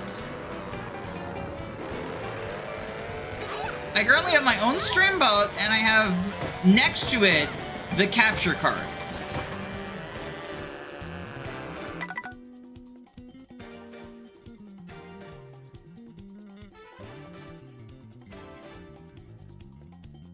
But we streamed this last night. Okay, let me pull up my stream from last night, because no one said it was an issue last night, and...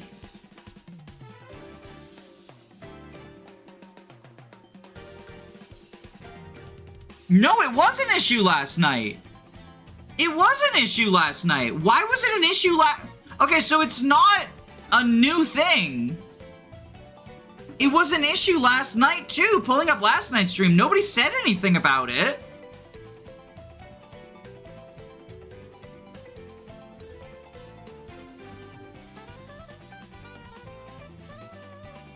Okay, this is actually infuriating. Okay, I need to see if this is an issue with the capture card or not. Let's go to my Xenoblade stream. Was this also an issue during that one? Or is there something specific about Mario Kart World?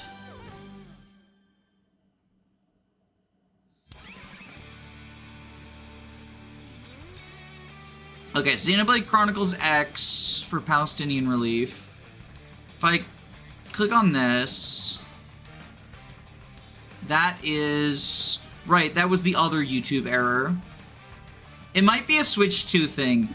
Again, other people are streaming the Switch 2. So it wouldn't be like, it is something on my end.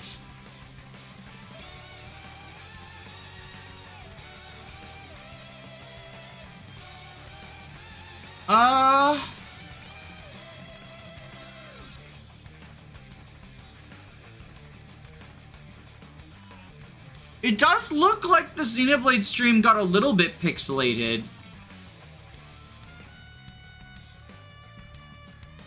Yeah. Running around in Xenoblade also picks... So this is an issue with the capture card. But why...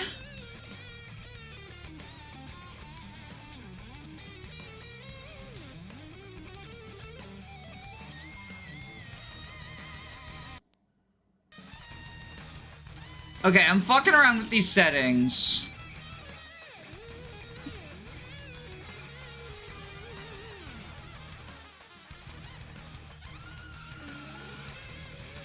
It's much more obvious while playing Mario Kart, right? Because I move faster during it, right?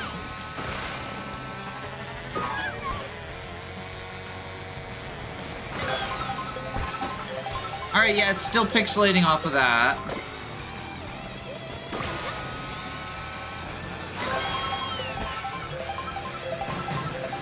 But this is a capture card issue, it would seem.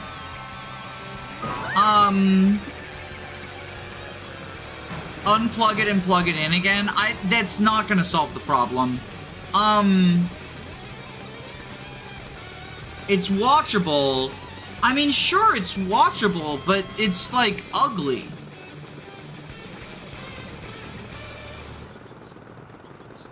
It's watchable, but it's ugly. Like, so, okay.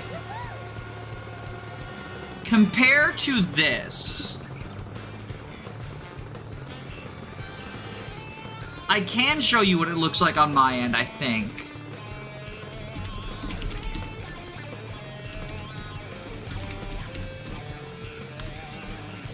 If I pull up my Ice Rider video...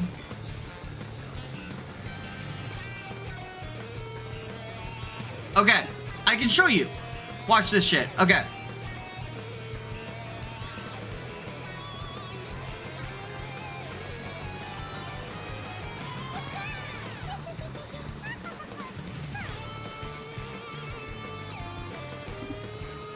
This is what it looks like on my end. See, no pixelization. It's a little bit lower quality because the YouTube video is always going to lower the quality. But, like, this is not, you know?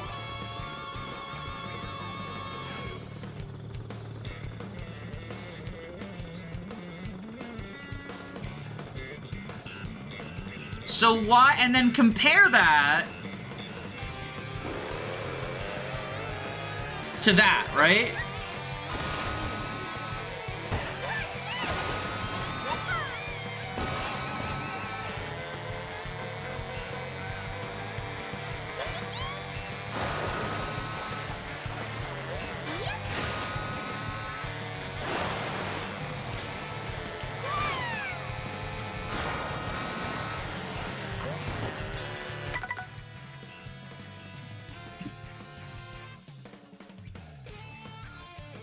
It's less pixelated than before.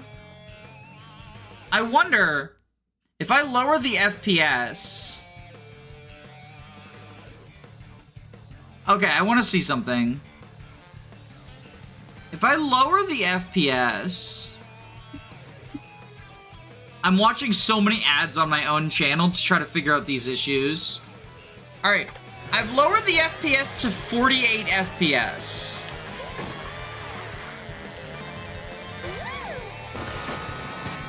Oh god, it's so pixely for me. Is it not pixely for y'all?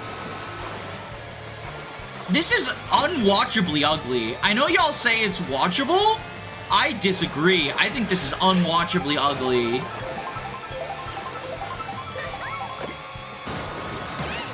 Like, no wonder I only had fucking the average view count of like 13 last night. Despite doing, like, the hot algorithm game. This is unwatchable. This is trash. It's like 360p at best. Yeah, it's garbage. What the fuck is going on? This is infuriating.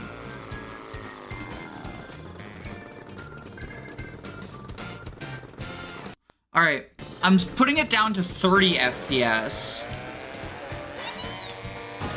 I think the pixelization is more obvious the faster I go, right? Because it's loading stuff faster.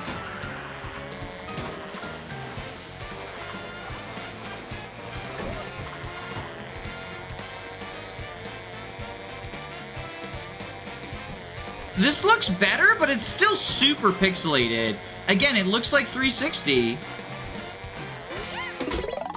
I watched you dodge tank Marth for 60 seconds.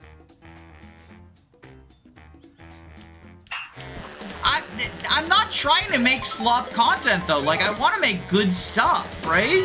So, like, that doesn't...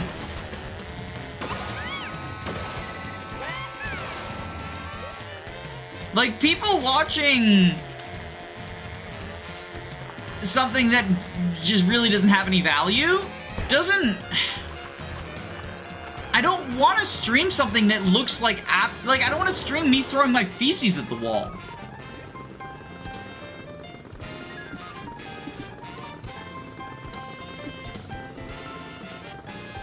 It looks super pixely to me. Yeah, what the f- I'm, like, actually kind of angry about this.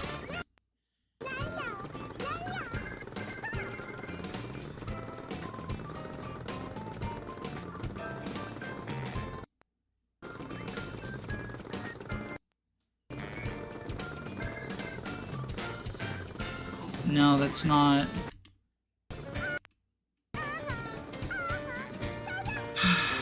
Have you messed with the bitrate? I don't even have that option. I can only mess with the resolution and the FPS.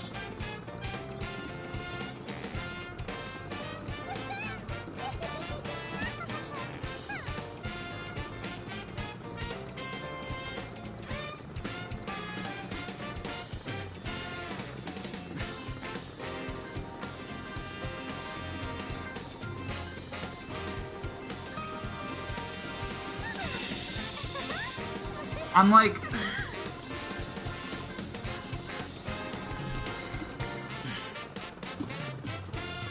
The thing is, this isn't even like a bad capture card. This is... I hear bitrate thrown around a bunch. I just don't know what it means. Yeah, I don't know. I don't know.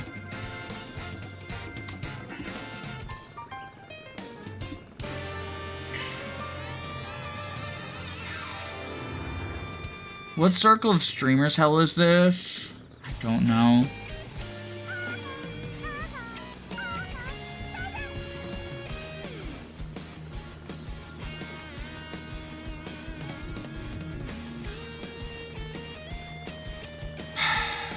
We pay for really good internet. I bought a very expensive capture card that came highly recommended. None of the settings change shit. Like, this is... And again, like, I ran the internet speed test last night.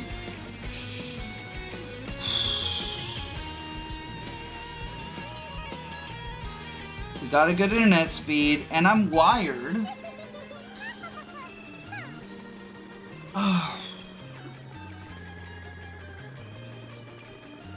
Should be able to handle multiple devices streaming HD videos at the same time, video conferencing and gaming at the same time.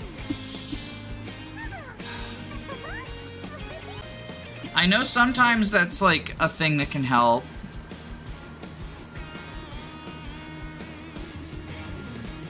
If it's ISP throttling, but it doesn't look like it's ISP throttling.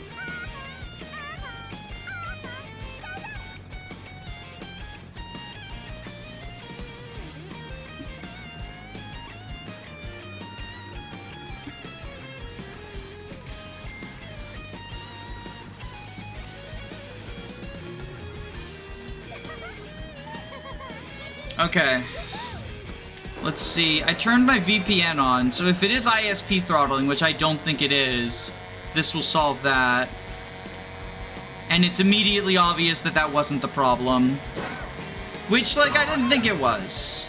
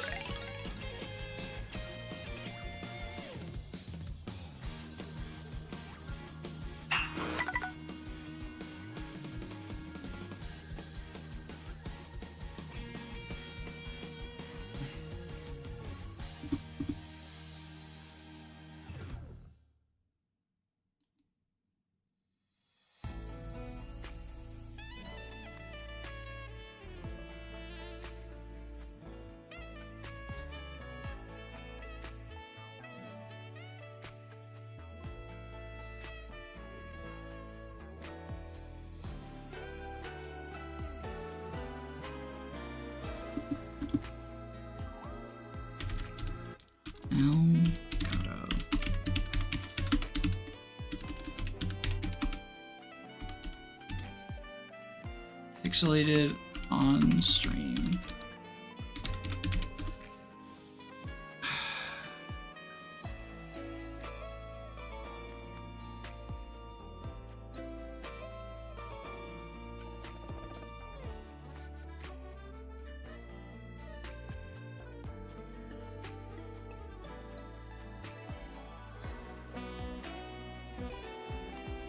I'm not getting any,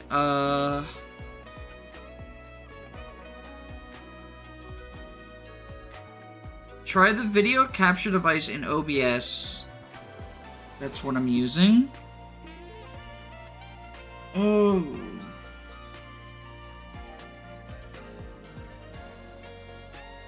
You can't have the Elgato software running while I don't have it running.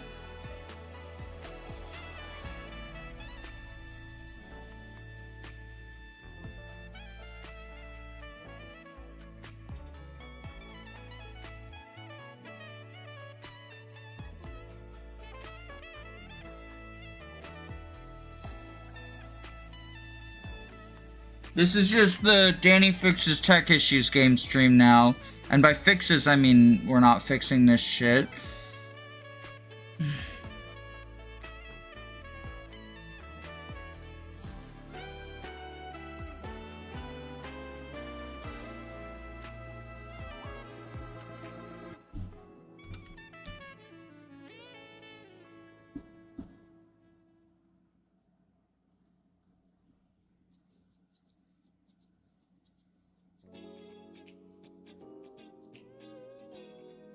Settings.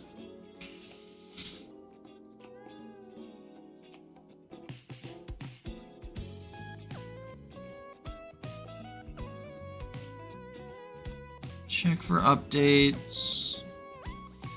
Install update. Maybe it's an update thing.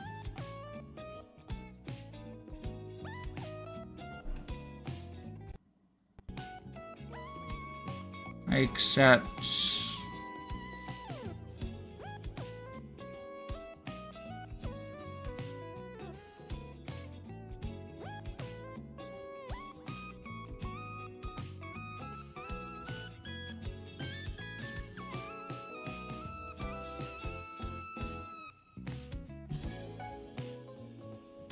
Set your bitrate to 1080p. I'm pretty sure it is.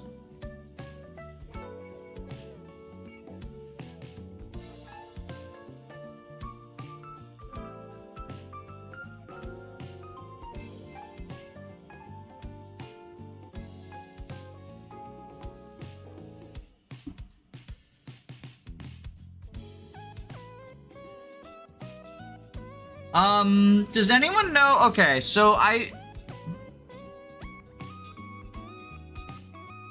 have OBS pulled up. Video bitrate on that is listed as 2500 kbps. What does that mean?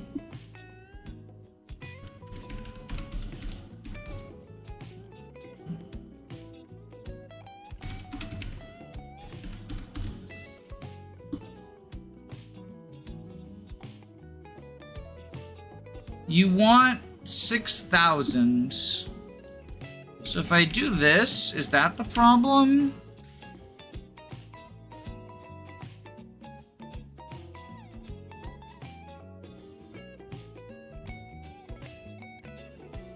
Alright, maybe that's the issue. Okay, I just upped it. How's this look now?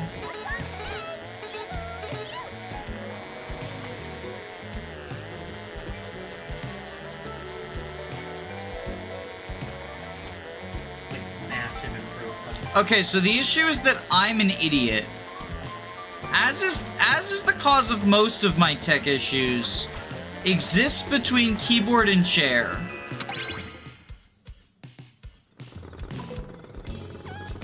Let me see the stream. Let me watch the stream, see if it's like actually an improvement.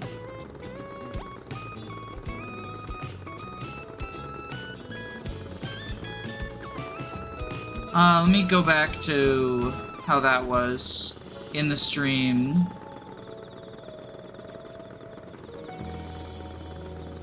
Yeah, it still doesn't look great, or it still doesn't look as good on stream as it is in person, but I honestly think part of that is just that YouTube itself makes the video quality worse.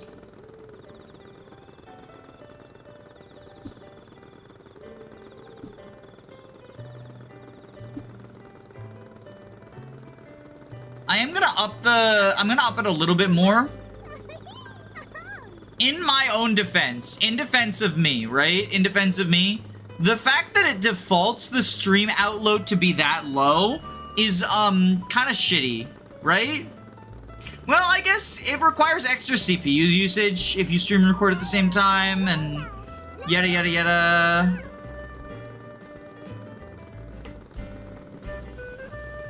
Okay, I put it up to 8K. Hopefully that's enough.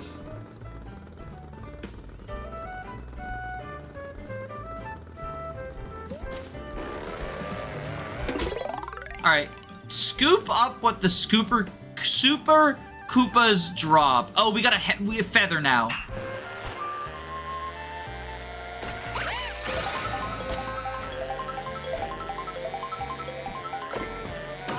Fuck, okay. Well, hold on. Now I can turn off my own stream so I don't hear an echo.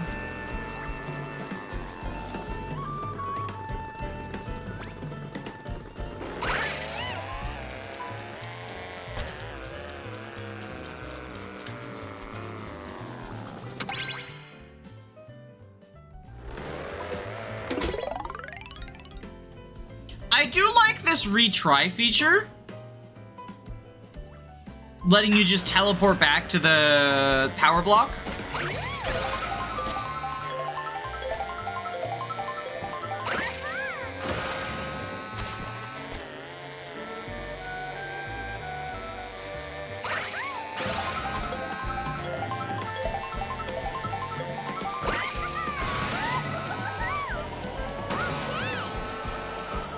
There we go. Got that one. Looks way better. Yeah, thank you. I'm sorry for the issues. But, you know, okay, we'll explore the open world now.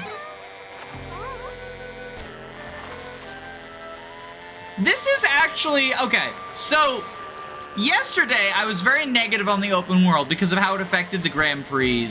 But I will say, actually exploring the open world in free roam, this is really cool. I quite like this. I didn't realize that there was a free roam yesterday when I was like criticizing how it like basically only served the purpose of killing Grand Prix. But note the shortcut through the stadium's garden.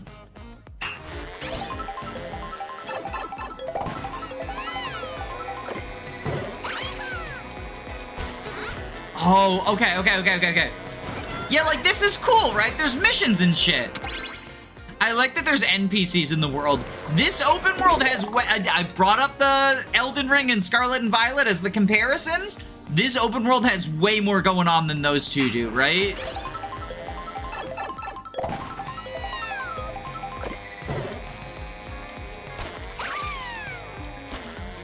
What am I... Okay. There's something I'm something missing here.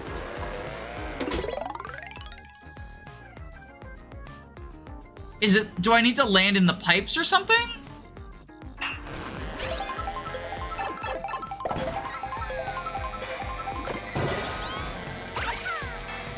Oh! That's what it was, okay. I feel like a fucking badass for that. I feel like a fucking badass for that. Okay. If you could disable intermissions in the Grand Prix, it would solve all of your issues. Yeah, it would solve most of my issues. I do also think that, like, the open world sort of giving them, like, lowering the number of tracks is a little bit obnoxious. Like, I wish there were more tracks. And I do think that having to make literally everything interconnected in the open world is why there's fewer tracks. That's something they could solve with DLC. Which, like, God, this game's already way too expensive, right?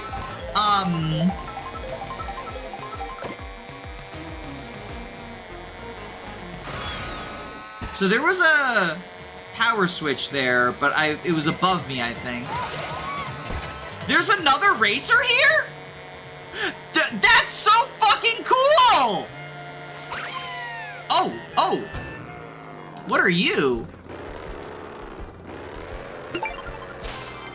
You activated a question mark panel. Wait, that's... Y'all, this is fucking baller. Nabbit! Y'all, this is so fucking cool!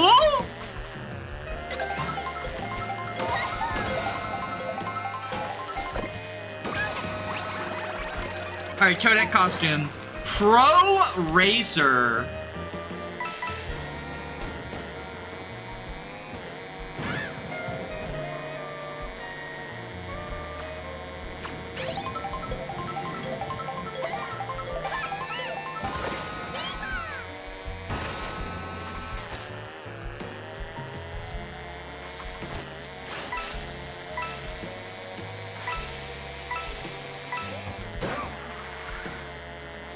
Today I learned Peach Stadium has a train station in it.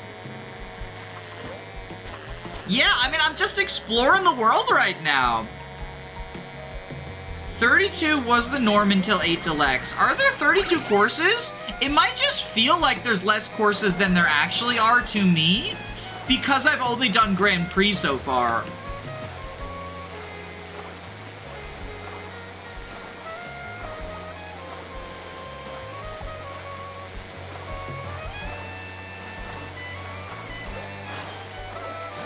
I feel like Grand Prix is probably the worst mode.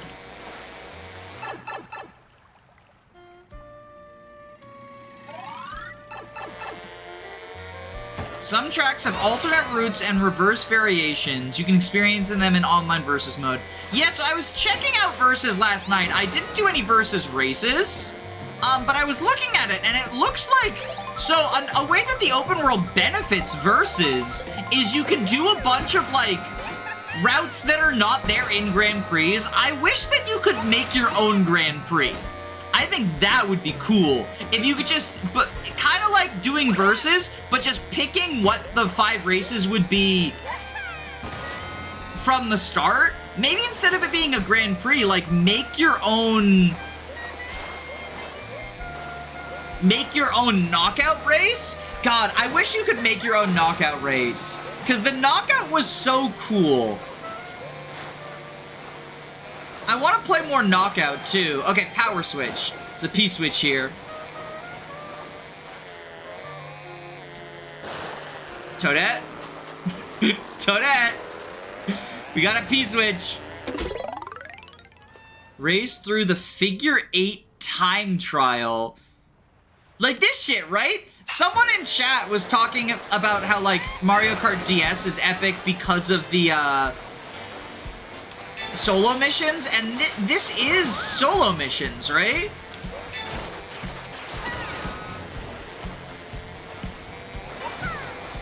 Like, that's really cool.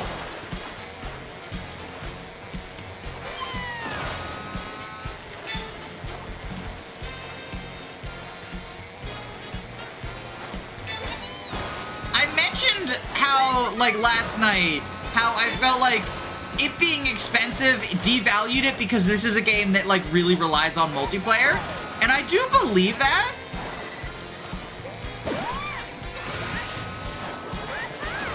Oh, wowie zowie. How the heck am I supposed to do that? But the single player missions, I feel like are adding enough that, like, I'm enjoying myself like this.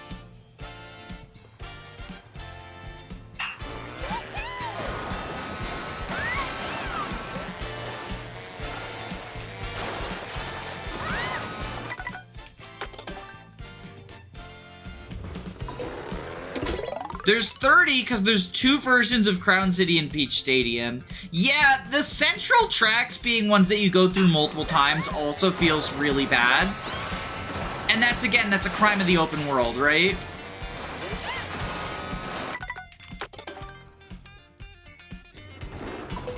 Draw on the map to create your own knockout would be so cool. I mean, not even necessarily draw on the map, but just, like, note the locations, right? Like, because each knockout is just, it's going through specific locations, right?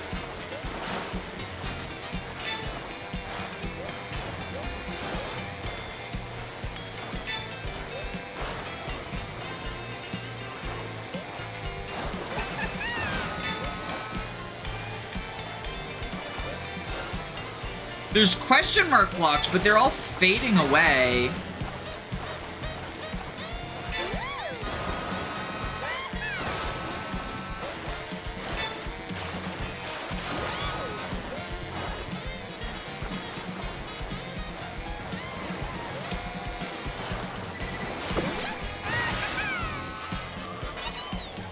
Can I? No! I was so close there. I still can't believe the Switch 2 is really released. I think this is pretty cool. I don't think it's, like, I think it's overpriced. And I don't think it should be immune from criticism just because it's cool. I am very glad I have one. But I think, especially in this economy, I think it, like, costs too much for a lot of people to justify. Like I said last night, if you're asking yourself if it's worth it, then the answer for you is no. But if you didn't ask yourself if it's worth it, then, and you just wanted to know if it was fun, you know, like, it's two separate questions, right? Is it worth it implies an amount of, like, you know, financial... No! You fuck!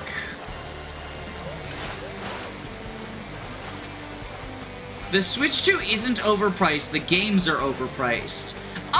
So, yes. Although, I do want to, because I've been thinking about the whole, like, $80 Mario Kart thing more. And I don't think that Mario Kart actually costs $80. I think it costs $50, because it's right now, it's the only game that's out for Nintendo Switch.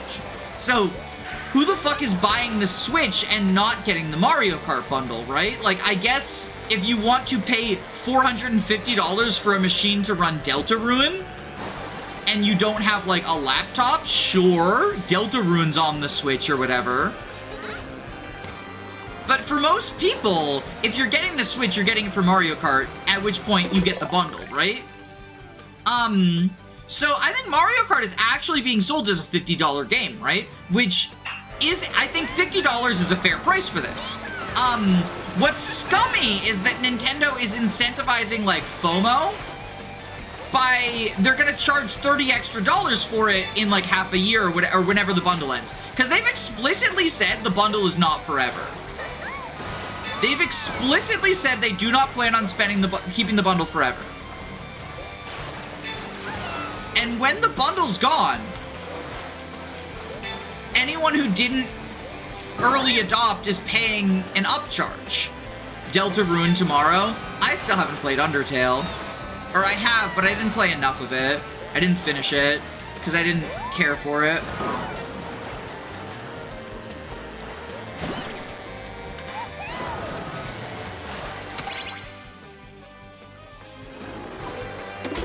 I also think, while the games being more expensive is, like, the thing that gets the most talking points, the accessories are so expensive. So, I've got my dock hooked up to my capture card right now, right? Which I had for the Switch 1 as well. But my wife owns a Switch 1 too. Like, we both own Switch 1s. And so, her dock is hooked up to our TV. So if we want to play a game together, part of the nice thing about the docks is, like, if we want to play a game together, I don't have to move the entire setup, right?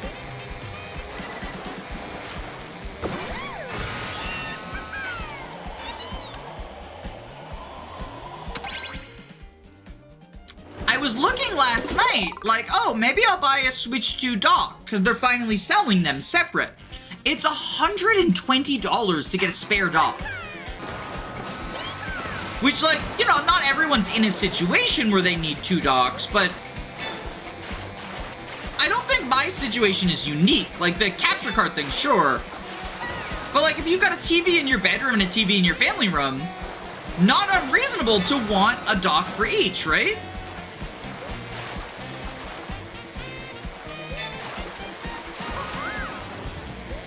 Similarly, if you, you know, if you want a Pro Controller, which the Pro Controller does not come with the Switch 2. Apparently, the Switch 2's Pro Controller has a really good D-pad. Is it $85 good? I don't think so. $85 for a controller. Hey, would you like to play multiplayer on your Switch 2? Well, you know, it comes with one set of Joy-Cons. How much does an extra set cost? I think that's also $85?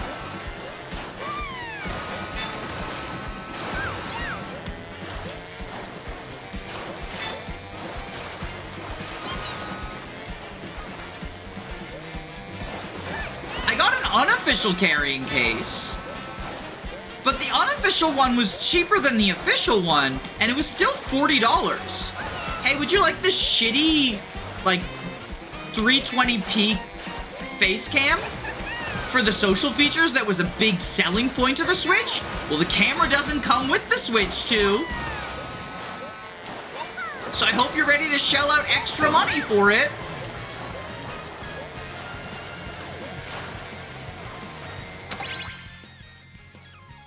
I thought I was doing so good at the start there, but I was not. I thought the prices were increased because of tariffs. I thought that too, and I actually am unfortunately responsible for spreading that talking point a little bit. I think that some amount of it was like in anticipation of tariffs. But not all of it.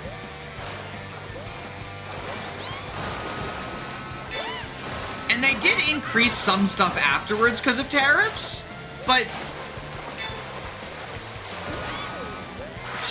Wrong way. I fucked up. I fucked up. Today I fucked up.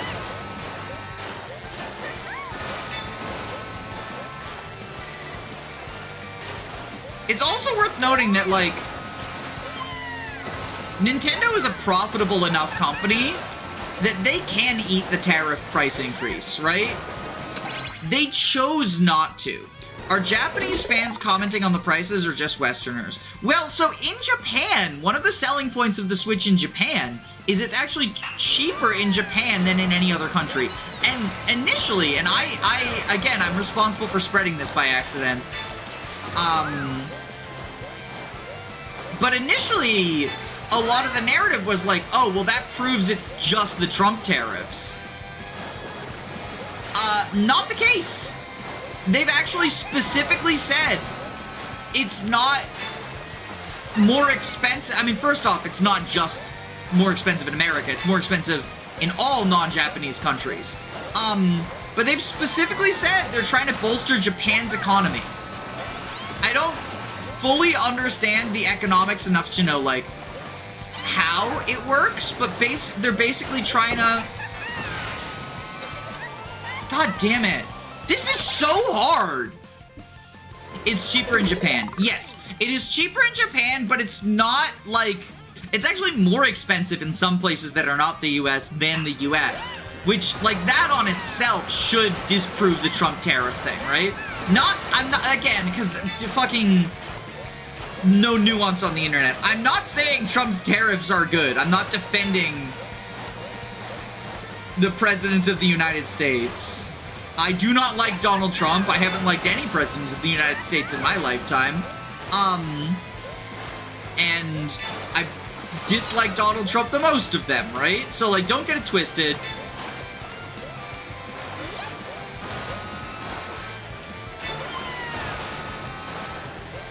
But my point is that,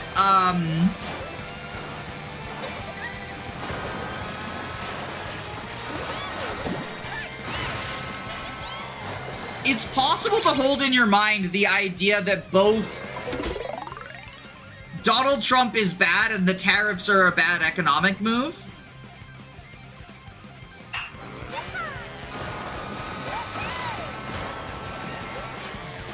And that Nintendo as a corporation did not need to make this console as expensive as it is.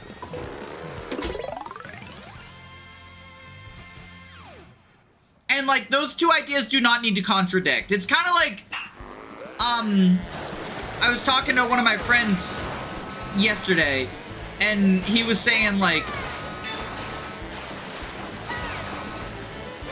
You can both believe that Mario Kart World is a very fun game, well polished and well made, and be happy with the fact you purchased it, while also believing that no game should cost $80 in the current economy. And I do believe both of those things. The tariffs are bad but unrelated. I do believe they, like, in some ways affected the supply, if I remember correctly, but, like, the Switch 2... I talked about it before, the Switch 2 didn't sell out in the way that you would think.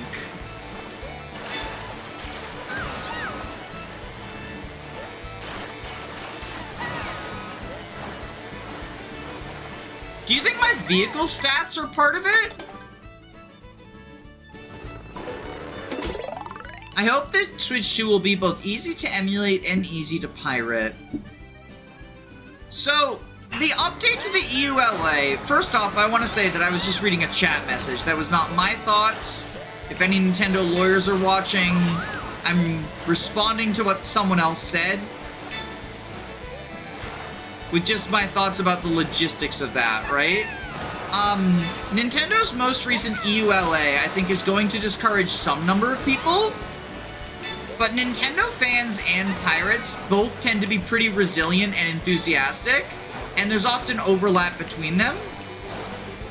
And I know that, like, the Switch 1 had a pretty significant hardware vulnerability that isn't present in the Switch 2.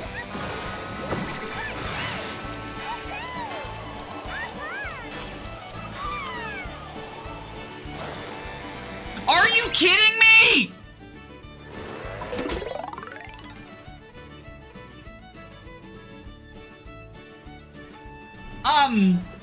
Part of why Nintendo, or at least the suspicion as to part of why Nintendo was so aggressive over the last, like, year or so about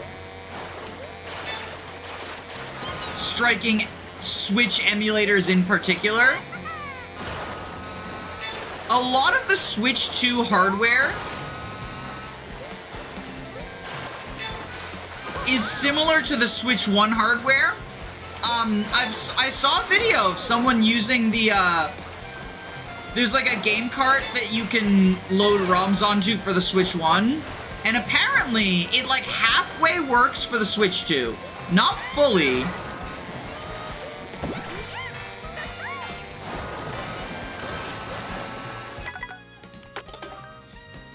It'll load the titles, but then if you try to play them, it says something about, like, unable to start title.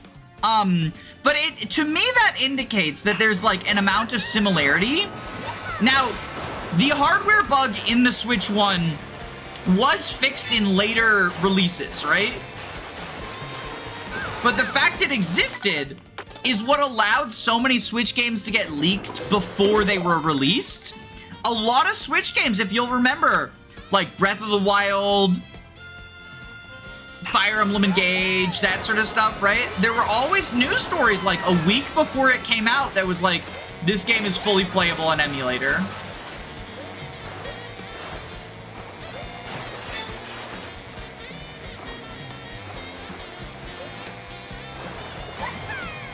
And I think that's a bad PR look for Nintendo, right? It makes it look like, for more unscrupulous fellows, for those who are willing to break the law, there's not really a point in purchasing Nintendo games. So they didn't like that image. But I also think that, like, the hardware similarities, even though they have fixed the vulnerability in the Switch 1, I think that their concern was the possibility of, like, something similar. Especially since pirates now know what to look for, right? The Switch 1 was, like, the most crackable modern console in a while. Was Switch Breath of the Wild leaked or the Wii U version? I meant Tears of the Kingdom. I got the two of them confused, so my apologies. The vulnerability was not found until like a year after the Switch's lifespan. But anytime there was a big enough release for, like, people to get excited over, like, it didn't happen for small games. But anytime there was a big enough release that people got excited over it, whether that be, like, the new Zelda game, the new Pikmin game,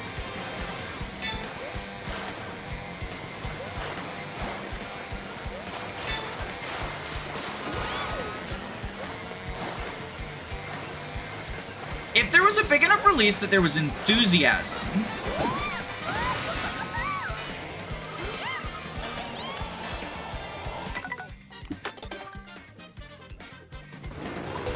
then that would usually get leaked because of the hardware vulnerabilities. Because what happens is, like, they ship them out early to retailers so that they can be available day one. And then just, you know, like someone working at GameStop or whatever, the same guy who staples your receipt and breaks your Switch too, he's the guy who's stealing them from the back room and uploading them. And Nintendo, there was reports of, like, Nintendo being able to identify, like, what specific employees at, like, Best Buy and shit were doing it. Because I remember there was a news story where they made GameStop fire a specific individual because they were like, you're the one, like, our fucking Nintendo ninjas have identified it from your IP address or whatever, right?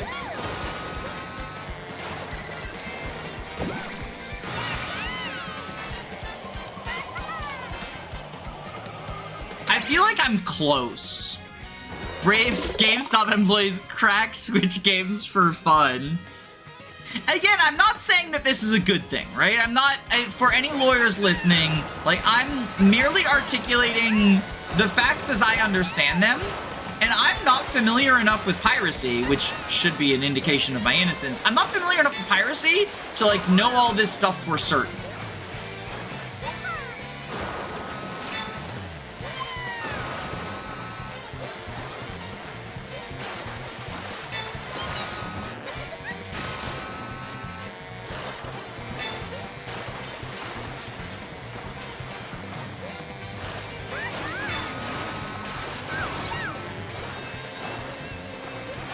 Do you think that wall might be the meta?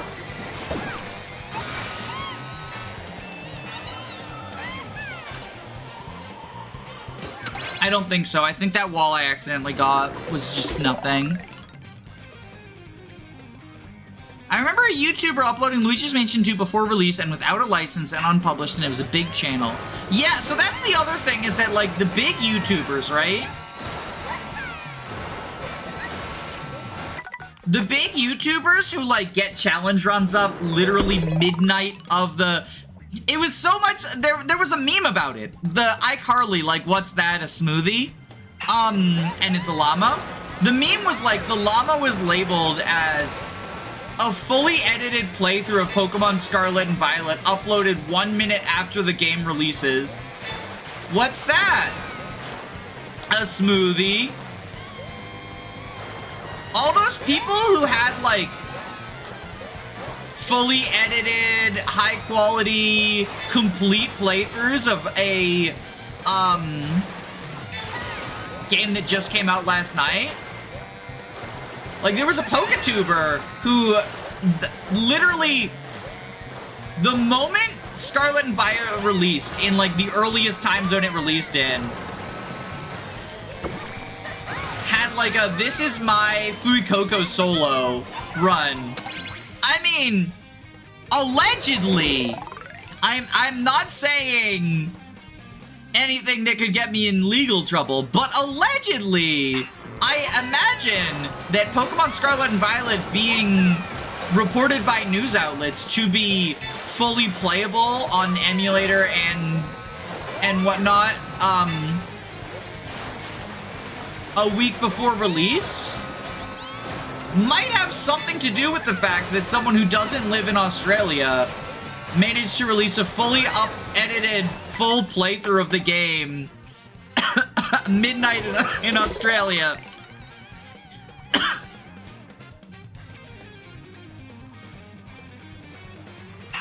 Allegedly. In Minecraft.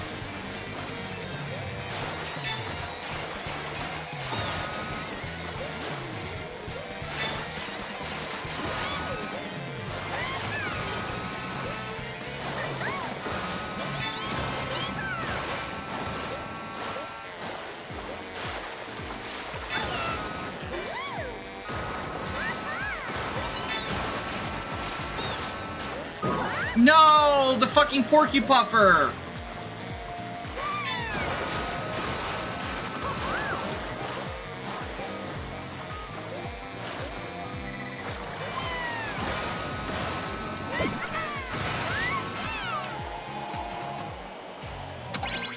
Does the Switch 2 have Minecraft? I don't know. And I'm not going to check because I'm participating in the Microsoft boycott, so... That's also why I'm not streaming the Xbox games today, even though the Hollow Knight community is coping that that'll be a Hollow Knight reveal. Because last time Hollow Knight got revealed at Xbox, it went so well.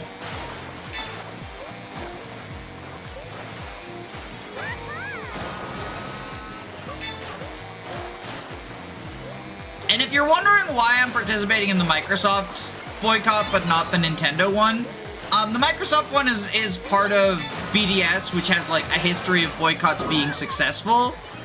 The Nintendo one is gamers. Gamers have a history of gamer boycotts happening.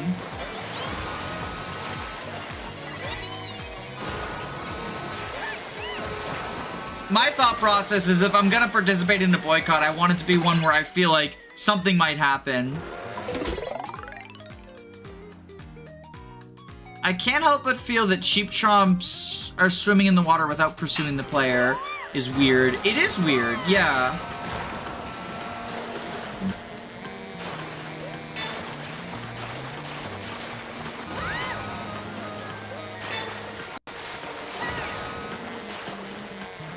I feel like the waves are getting in the way of the ability to drift super well.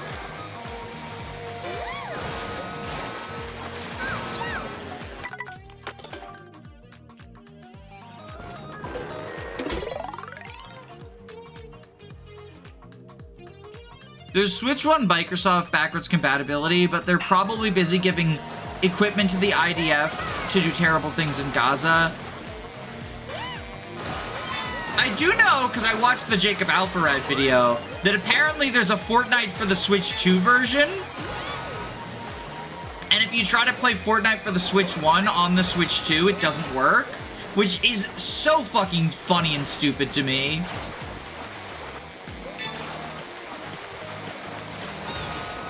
So yeah, they developed a brand new version of Fortnite for the Switch 2.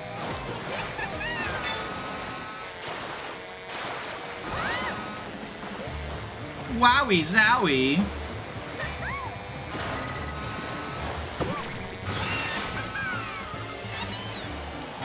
God damn it. I'm so, like, if I weren't getting so close every now and then, I feel like I would quit, but I'm so fucking, I don't know. How will I live without Switch 2 Fortnite? I've literally never played Fortnite. Did you hear the rumors about Crom? Yeah, someone told me it last night, and then I looked it up, and apparently it was a placeholder image, and it has been since removed, which doesn't mean that there's not anything happening. Like, but I do know that, so like, previously, Nintendo was in talks to put Samus in Fortnite, and ultimately those talks fell through because Nintendo did not want Samus to be playable in other non-Switch consoles, right? And they made it a requirement. They were like, if we're gonna give you Samus, you need to make Samus exclusive to Switch Fortnite. And Epic, and rare Epic W, Epic said, no, we're not doing that because we don't want to make like an uneven experience across platforms. We want everyone to have the same experience. It's important, like cross-play and integration and stuff is important to us.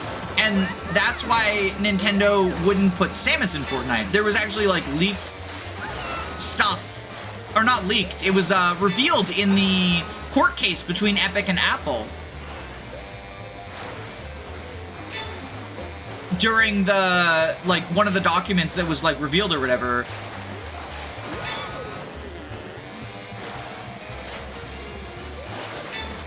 This is a bad attempt. So, I would imagine, I don't think, especially riding high on the Switch 2 release, I don't think Nintendo would budge on that, right? Which doesn't make it impossible for Fire Emblem X Fortnite to happen. But Epic would have to budge.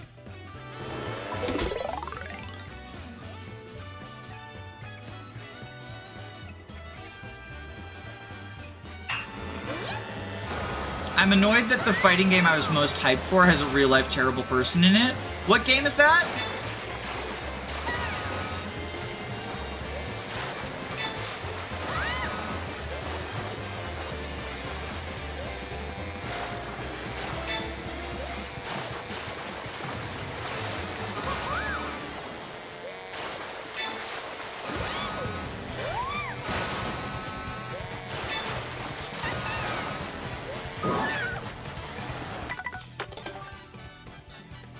Why would Chrom of all characters even be in Fortnite? I don't know, but what if it means like the Falchion becomes a gun or something? The Marvel one? What Marvel one? Wait, what real life terrible person is in Marvel? Do you mean like an actor, right? I gave my opinions on this last time, but like, you know, an actor being shitty, that does suck, right? But my take is like, most of Hollywood is full of shitty people. Like, everyone in Hollywood is like, at best, like, a genocide supporting lib.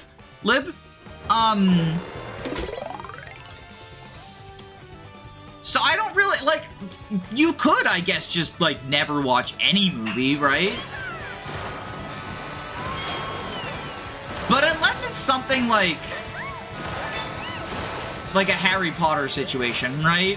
Where the money is directly going to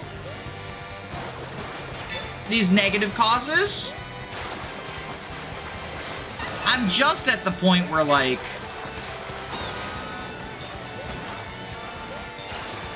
I can't right now, you know? Like, I'm not gonna never watch any movie. Fatal Fury, City of Wolves, 20 years to get a good game, and they fucked it up by putting Cristiano Ronaldo. Who's Cristiano Ronaldo? I've never heard of this person. Am I just ignorant? I also don't know what Fatal Fury is.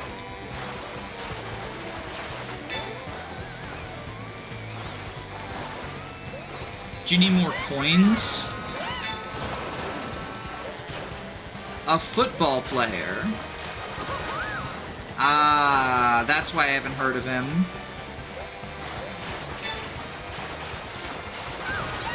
I'm ignorant to the culture of sports fans.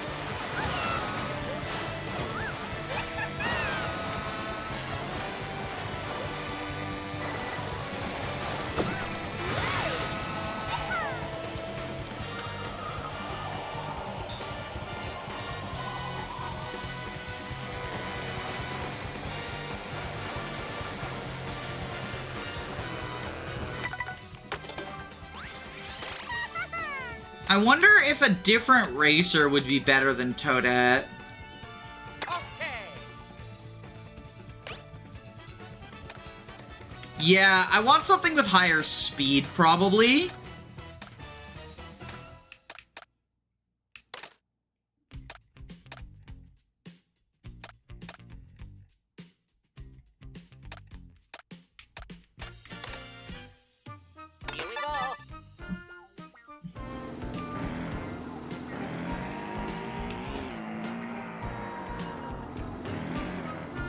Ronaldo is a real person that they put into the fighting game. Probably the strangest crossover with Fortnite is Kaiju 8, because it's the only time they did it with an anime at its release.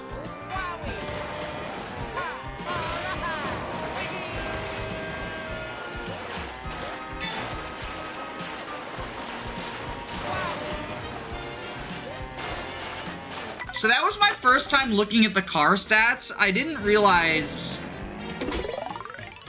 that I was running such a low-speed scooter. I picked this scooter for Toadette because it's cute. Rip Toadette lesbian erasure, but Luigi gets pegged, so it's close enough. You can't spell LGBT without Luigi. That's what the L stands for.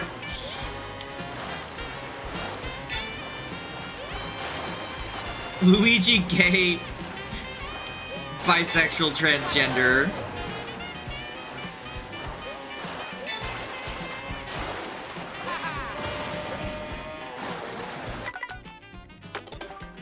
I'm sorry, what does pegged mean? YouTube, don't demonetize. Pegging is when, so traditionally pegging, at least, is, it's a term used by, like, male-female couples for when the man has the woman wear a, strap-on or other form of artificial penis, or if it's a trans woman, just a real penis, and insert it into his, bottom.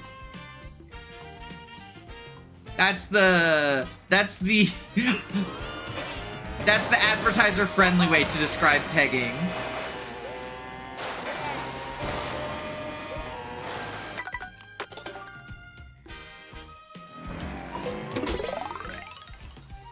Traditionally, pegging is one of the out-of-context quotes of all time.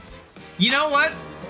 I was back and forth about whether or not to make this whole segment into an Ice Rider video. But I think I will. Because I think ending with the advertiser-friendly description of pegging, I think that's good content.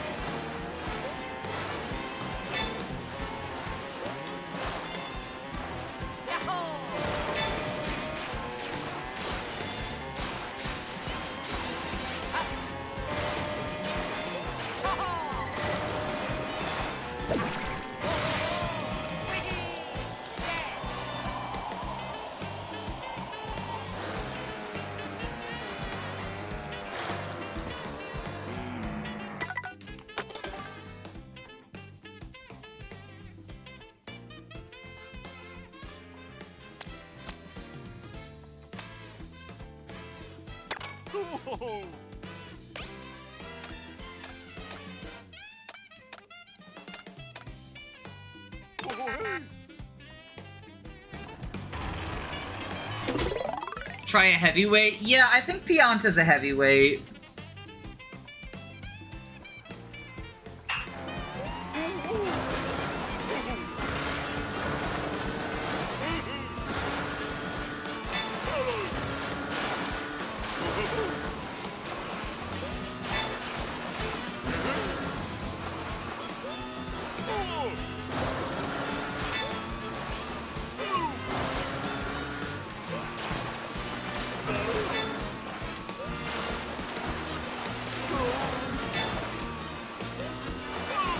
I'm not 100%, but I think Pianta's a heavyweight.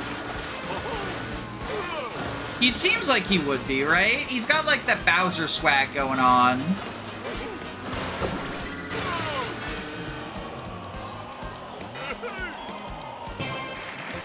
Hey! Pianta first try!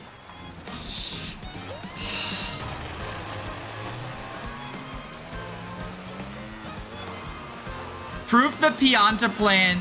Piana is epic.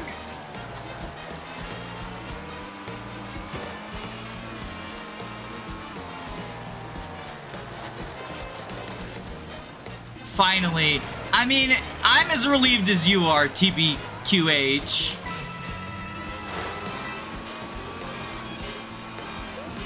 Yo, exploring the open world is really fun, though.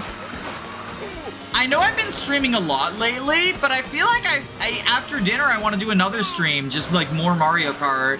Look, the game is good, and I finally fixed my graphics on it. Like,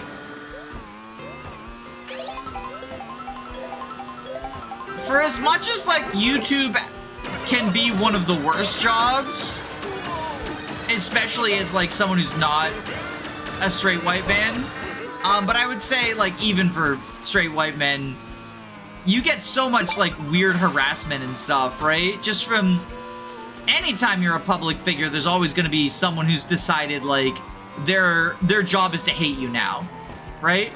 As much as, like, that can suck, Like, right now I'm getting paid to play Mario Kart World. And that's pretty awesome. Because this game is pretty fun.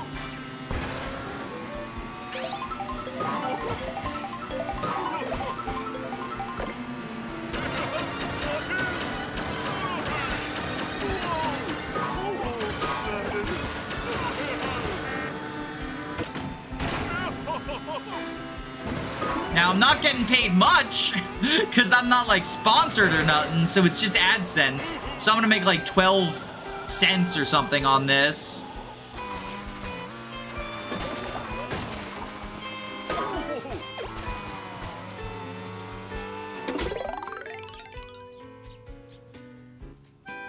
Play some tunes while gathering blue coins.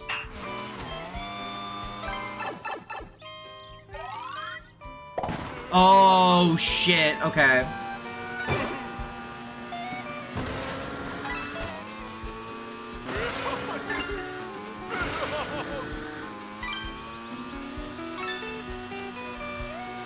No! I missed one!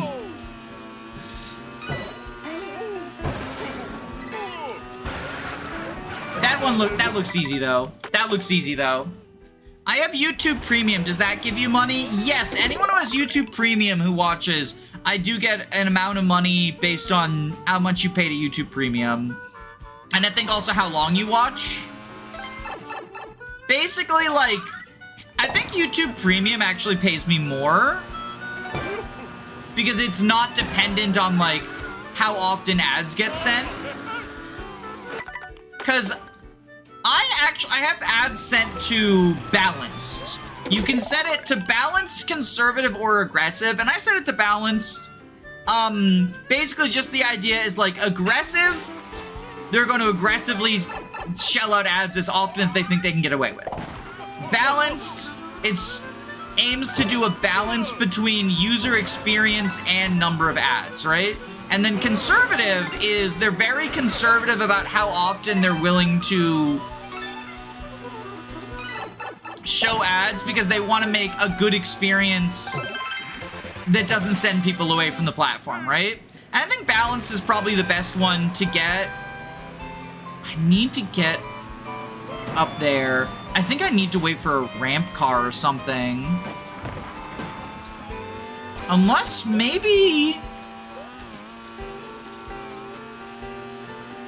Ooh, if I can get... Okay, question mark block car. Because, like, you know, I do want to get paid for this, right? It is labor. But I also don't want to do, like, the super scummy ads every 5 minutes thing, right? I don't know what that golden token is.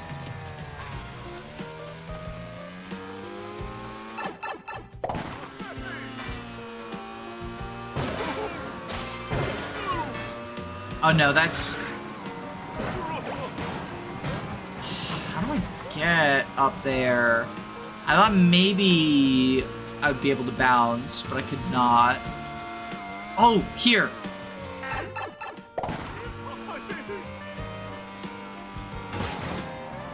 Yeah, it's that one. But let's change to a light character.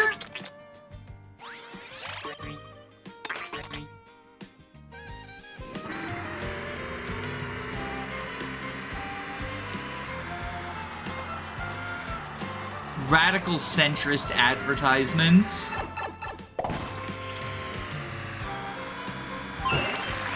I got a peach medallion. Ooh. Interesting. Okay, let's get someone who might get a costume.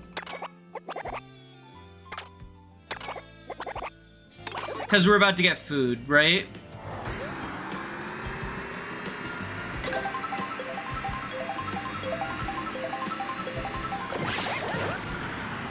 Cake. Pro Racer Koopa Troopa. He's a pro in my book.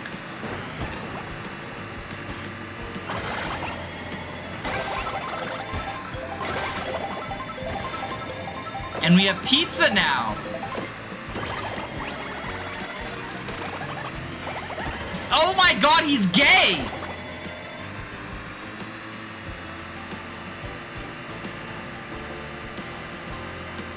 The character select screen sucks. Yeah, I wish that for the costumes, you could just highlight the character and switch their costumes. I think that not being able to really sucks.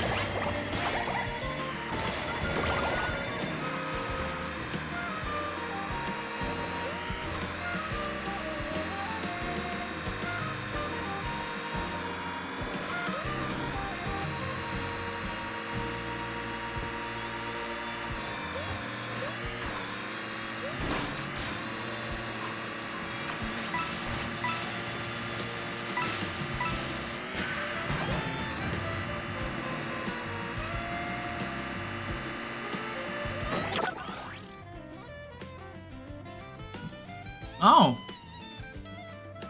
Just lets you look at the whole open world from above. That's kind of neat. This game is beautiful.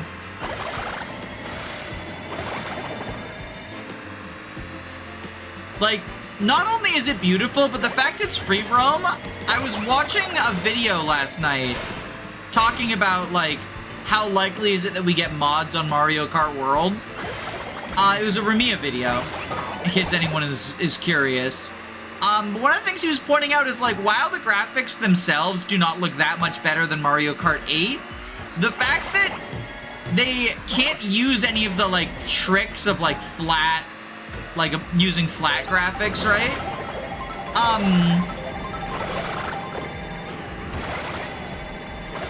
And instead have to rely on just actually making the graphics for real like this, is so impressive, because everything is actually 3D modeled, as opposed to, like, there's a lot of shortcuts you can take when you know, like, okay, the player's only ever gonna see this tree from this angle, so we can make it 2D, right? No, everything has to be 3D because of the open world.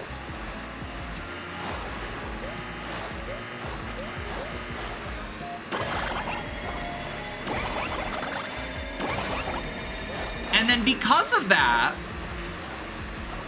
because everything has to be 3D because of the open world, they can't take those shortcuts, which means these graphics just have to look this good on their own. Which, like, when you think about that, suddenly it's a lot more impressive. Oh, okay, we gotta... This is teaching me wall riding. Okay, this is good, because I don't know how to wall ride yet. This is teaching me wall riding. I think we just trick off of the rope onto the wall, right?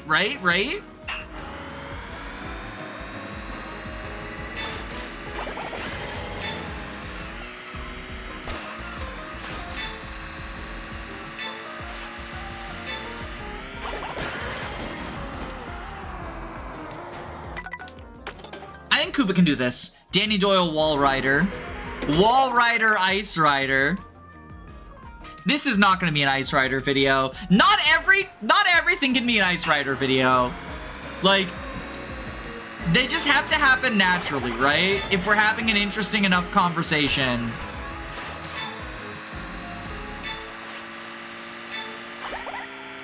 No! We might need a heavier character. I think Koopa Troopa flies too far for that, for what's intended.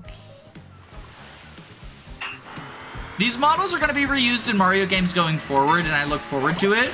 Yeah, well, I mean, they work so hard on it, right? Like, I don't know. I feel like if you make something that looks this good, like, you're going to reuse it. You're going to want to reuse it. Yeah, we need someone heavier. We need someone heavier, I think.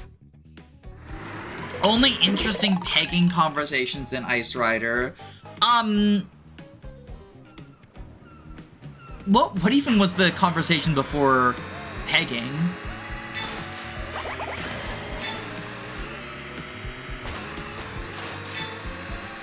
It was like Minecraft and stuff, right? The gamer boycotts, the Switch 2. If I can, I might be able to, okay, if I can...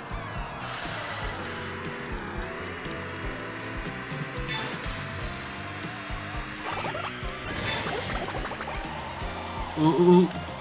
Okay. I think we just need to change characters. If we go for like a medium character, I think that's probably best for the jumping.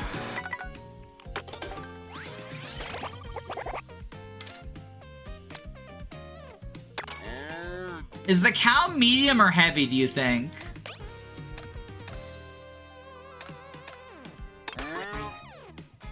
Let's go bullet cow. Everyone loves the cow.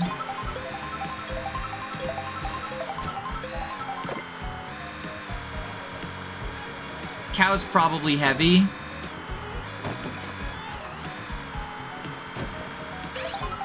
Where was the P-switch? Oh, it's over here, I think. Cow is a goat. Trump tariffs. Oh, right. Like, why is the Switch 2 so expensive? Not gonna lie, I'm also getting a lot of Ice Rider videos out of just, like, discussing the Switch 2 pricing situation. Okay, it doesn't look like the weight is affecting how much we trick.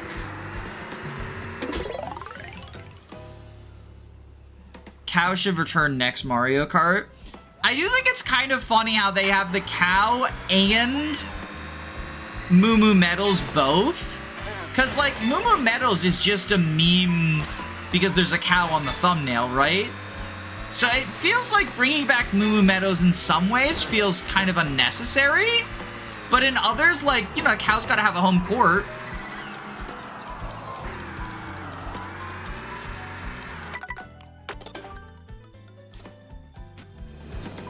It's early to talk about the next Mario Kart. Yeah, I agree.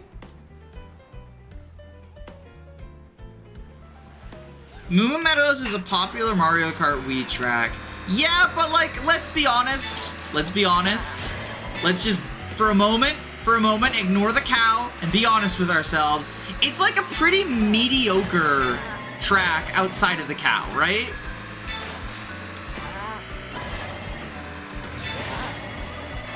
Like, I do think it's mostly funny cow meme. No! I had it.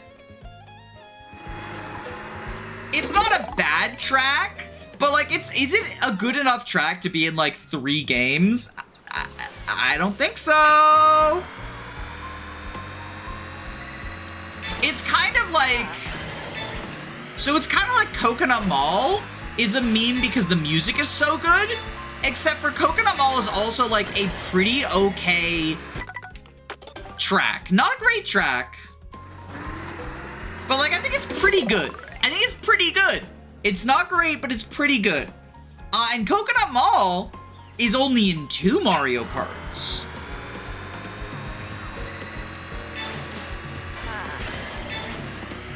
And as Jackson pointed out, Mario Kart 8... the only, like, reused Mario Kart 8 track is Moo Moo Meadows, right? So, like, I feel like it's getting a lot of mileage. Like, it's not a bad track.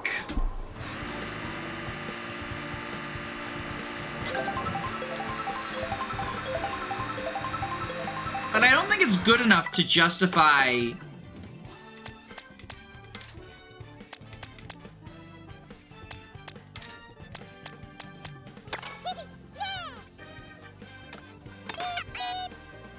getting included, like, being given sort of priority, right? Oh, swimsuit baby Mario? That's kind of adorable. We can farm this for costumes. I think that's probably the most efficient way to get costumes, right? If we want to talk about efficiency in Fire Emblem. We farm this for costumes.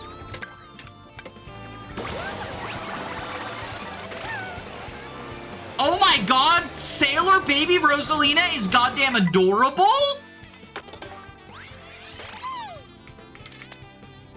Normally I don't like the baby characters, But, like, they're cute, and the costumes make them cuter. There's a crab. Yes, my wife has finally entered the chat. I was wondering how I would be able to convince you to play multiplayer with me. It's gonna be crab. Unfortunately, the crab counts as an enemy type, so you can't get costumes for it, which I personally think every single enemy should have had at least one costume. Like, I don't need them to have as many costumes as the real characters. But, you know, like, giving a single alt form to them would be kind of cool.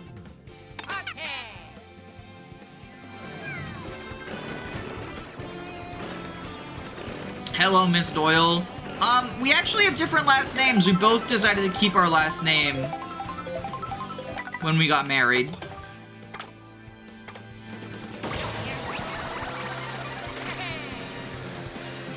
Yo, Biker Waluigi looks fucking baller. Look at this. Look at this.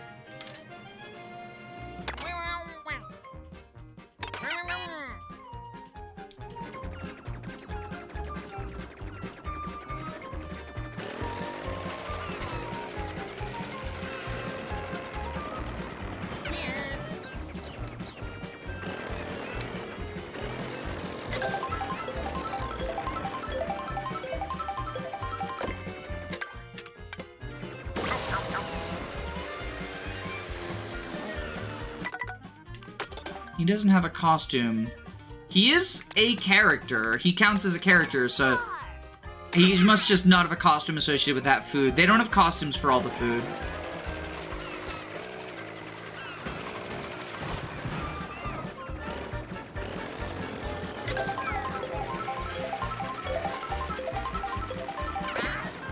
As a Spanish person, I can't understand the changing your surname for your husband thing. I think it's like, it's a very straight couple thing, right? I considered changing my name for my wife, like, not in like a gendery way, just like... The reason I chose not to, honestly, was just, like, the only reason I chose not to was because Danny Doyle is an acronym, right? Sightseeing Mario. Just work our way through all these guys, right? Food farming. But I do think it's like, there's like a misogyny thing to it a little bit.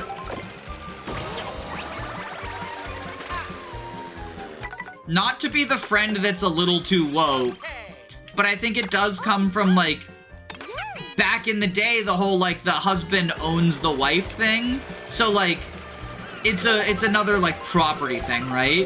That being said, like, that's not at all to, like, I don't want to, like, shit on anyone who does, like, legitimately value, like, the changing name thing, whatever. Acronym, oh, I mean alliteration. D&D, sorry. I get acronym and alliteration mixed up. Oh, we already had the swimwear for her. I'm just gonna go through every character. Try to get whatever we can, you know, in terms of costumes. Because I figure if we're here, right, we'll farm this.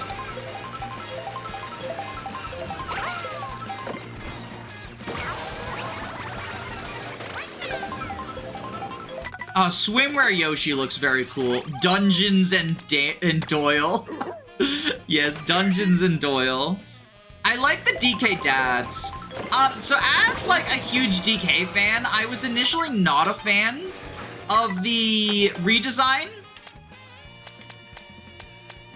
But it has grown on me. Double D like Ed, Ed, and Eddie. True, I'm an Ed archetype. I'm an Ed archetype, y'all.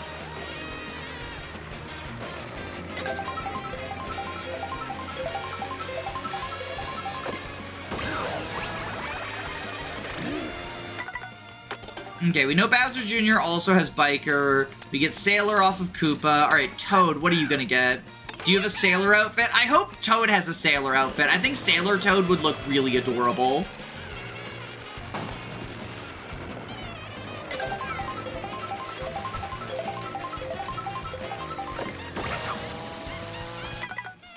Nothing.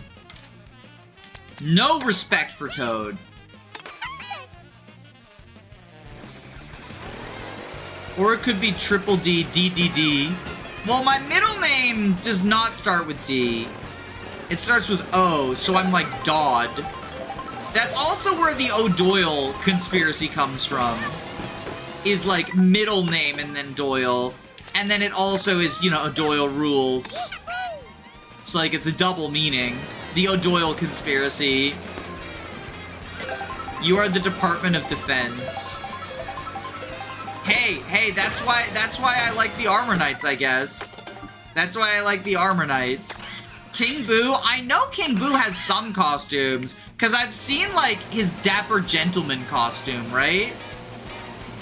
Everyone who's not listed as enemies has some costumes. I just don't know who has, like, beach costumes. Because the costume you get depends on the geography. Considering that Waluigi got Biker, I'm assuming Wario would also get Biker here, but I'm being thorough, right? I just want to test them all. Yeah, because we already had Biker Wario. We got Waluigi. Let's go for the Birdo in Pride Month.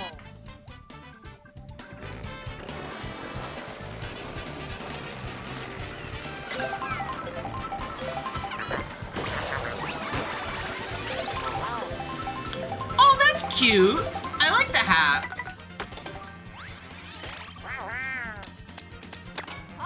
If baby Rosalina gets one, then regular Rosalina probably gets one, right?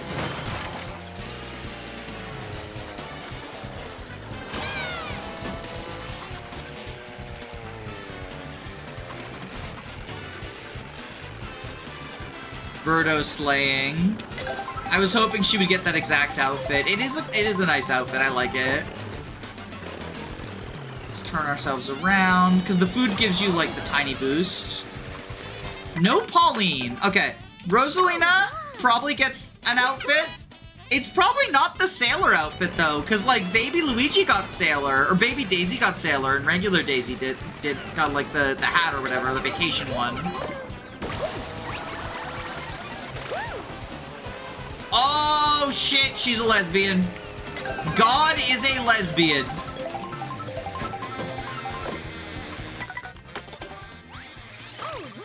Okay, we got swimwear on Baby Mario. Let's get Baby Luigi. He'll probably also get, like, scuba gear, right? I imagine he and his brother are matching. Baby Luigi doesn't get swimwear? That's so sad. We have Sailor Daisy, Sailor Rosalina, and Nabbit is considered an enemy. So yeah, that's all the ones we can get from here. And that's what's sad, like, why couldn't Hammer Bro have, like, Fire and Boomerang, right? Why couldn't we get, like, the blue crab from Mario Bros? But yeah, here you can see, like, the question marks are all outfit, and then extra enemies. Baby Luigi never learned how to swim because he sucks. Coin Coffer is as a playable is a choice, and I approve of this choice. No dry bones and snorkeling gear, right? It's sad. Ooh, we got another power switch here. Race around a tribute to Koopa Beach 1. Oh my god, that's adorable! Wait, that's awesome! God, this game is just so full of charm.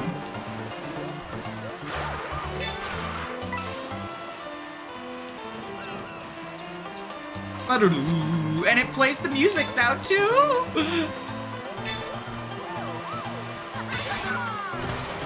Oh, there's laps. There's 3 laps. Okay. And we are actually facing people too. Do we have to get first? I don't think we need to get first, right? But I do think we're about to fail. Even with the extra 5 from that. Unless we get a mushroom. Banana peel. Yeah, not what we wanted. We can get a boosty here. We might get it. We might get it. We might get it. Yeah, we got it. Okay. Nice.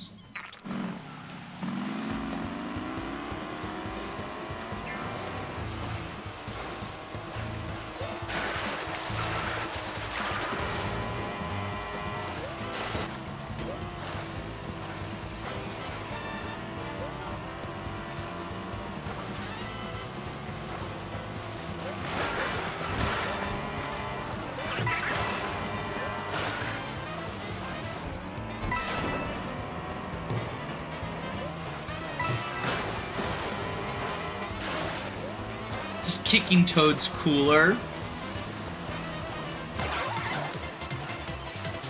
Get fucked, Toad! As great as this looked, I think Mario Kart 8 aged very well. I agree. I think that Mario Kart 8 did age very well. I also think this looks significantly better than Mario Kart 8. Like, to a kind of absurd degree.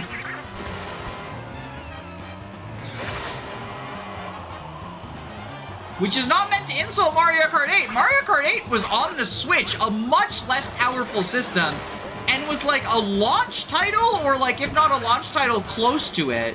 Well, Deluxe was on the Switch.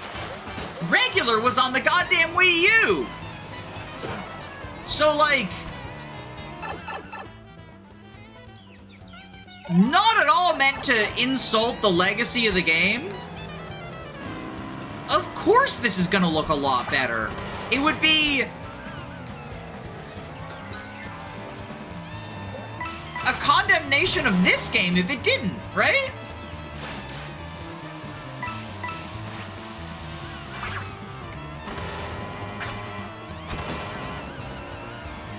So yeah, I think that, just because this looks significantly better, in my opinion,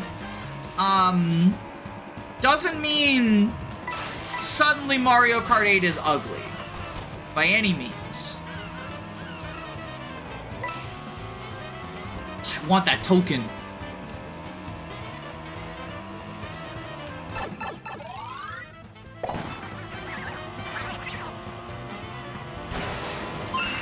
Oh, we get this token.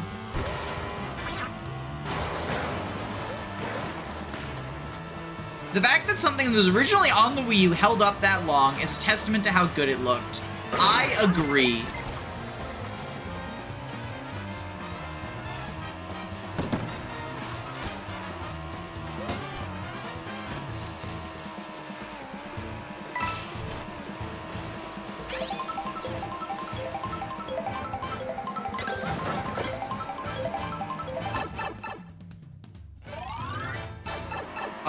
Ooh. Where are we? Hello, Nabbit.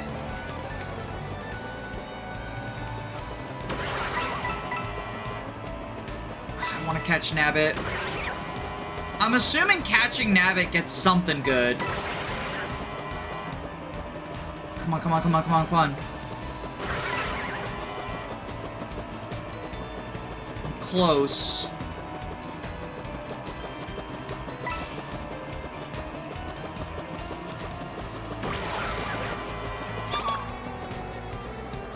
Fuck! Oh, he went the other way. Okay. I thought I lost him.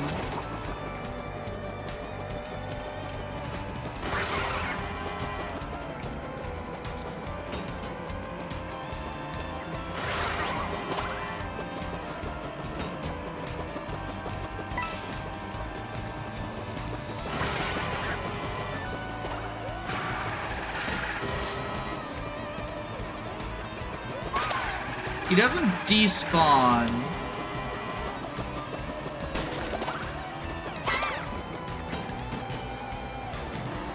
Like, there's no way he just shows up and it's for nothing, right? His whole deal in the original, in the game he started in, was that he steals the power-ups and runs away and you gotta catch him.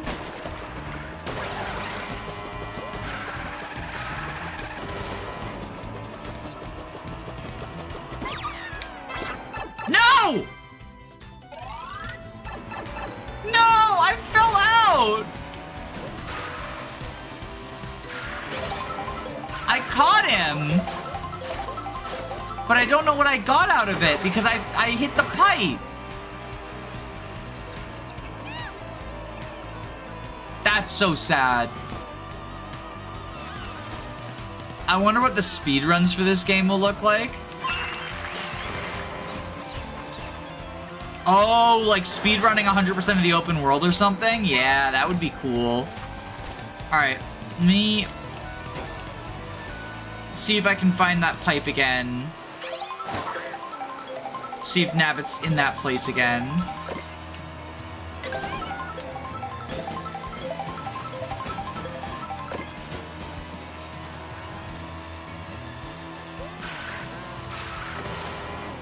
I like the day-night cycle. I think that's cool. Alright, I think it's here.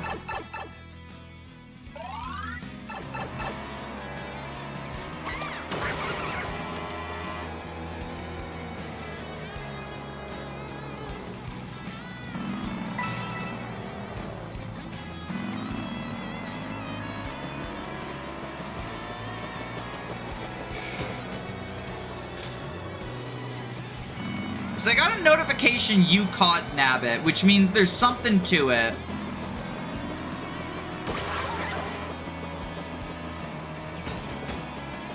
Why is 3DS Rainbow Road playing? This is 3DS Rainbow Road, lol.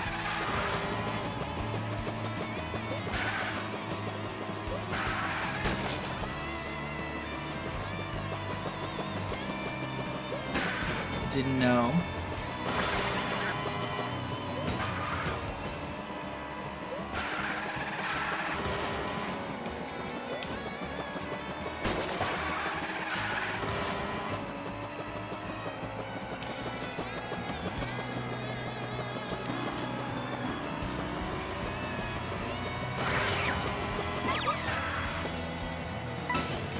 Oh, literally just coins, okay.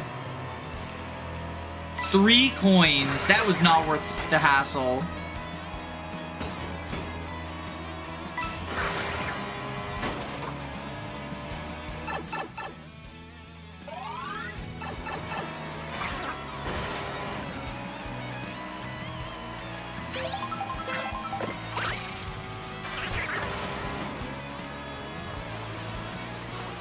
Ooh, another P-switch. Alright, I think this P-switch is gonna be the last thing we do before I go make dinner, but I will probably be streaming again after dinner.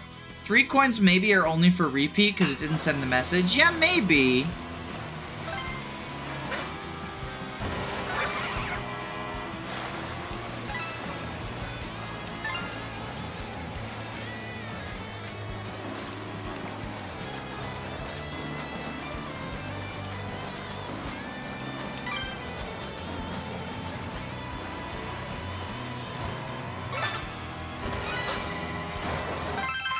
That was so easy. Did you see how much I fucked that up?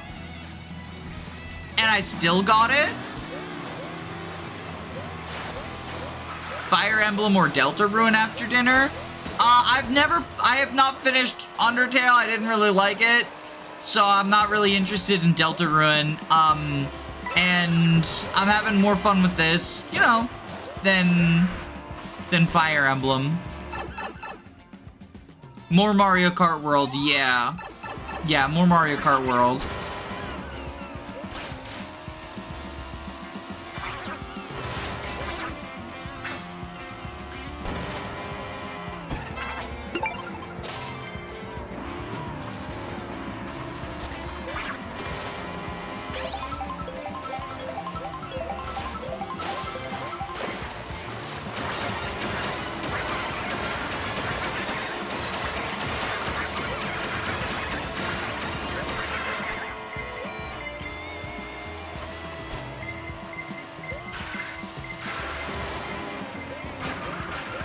The Moo Moo Meadows archetype.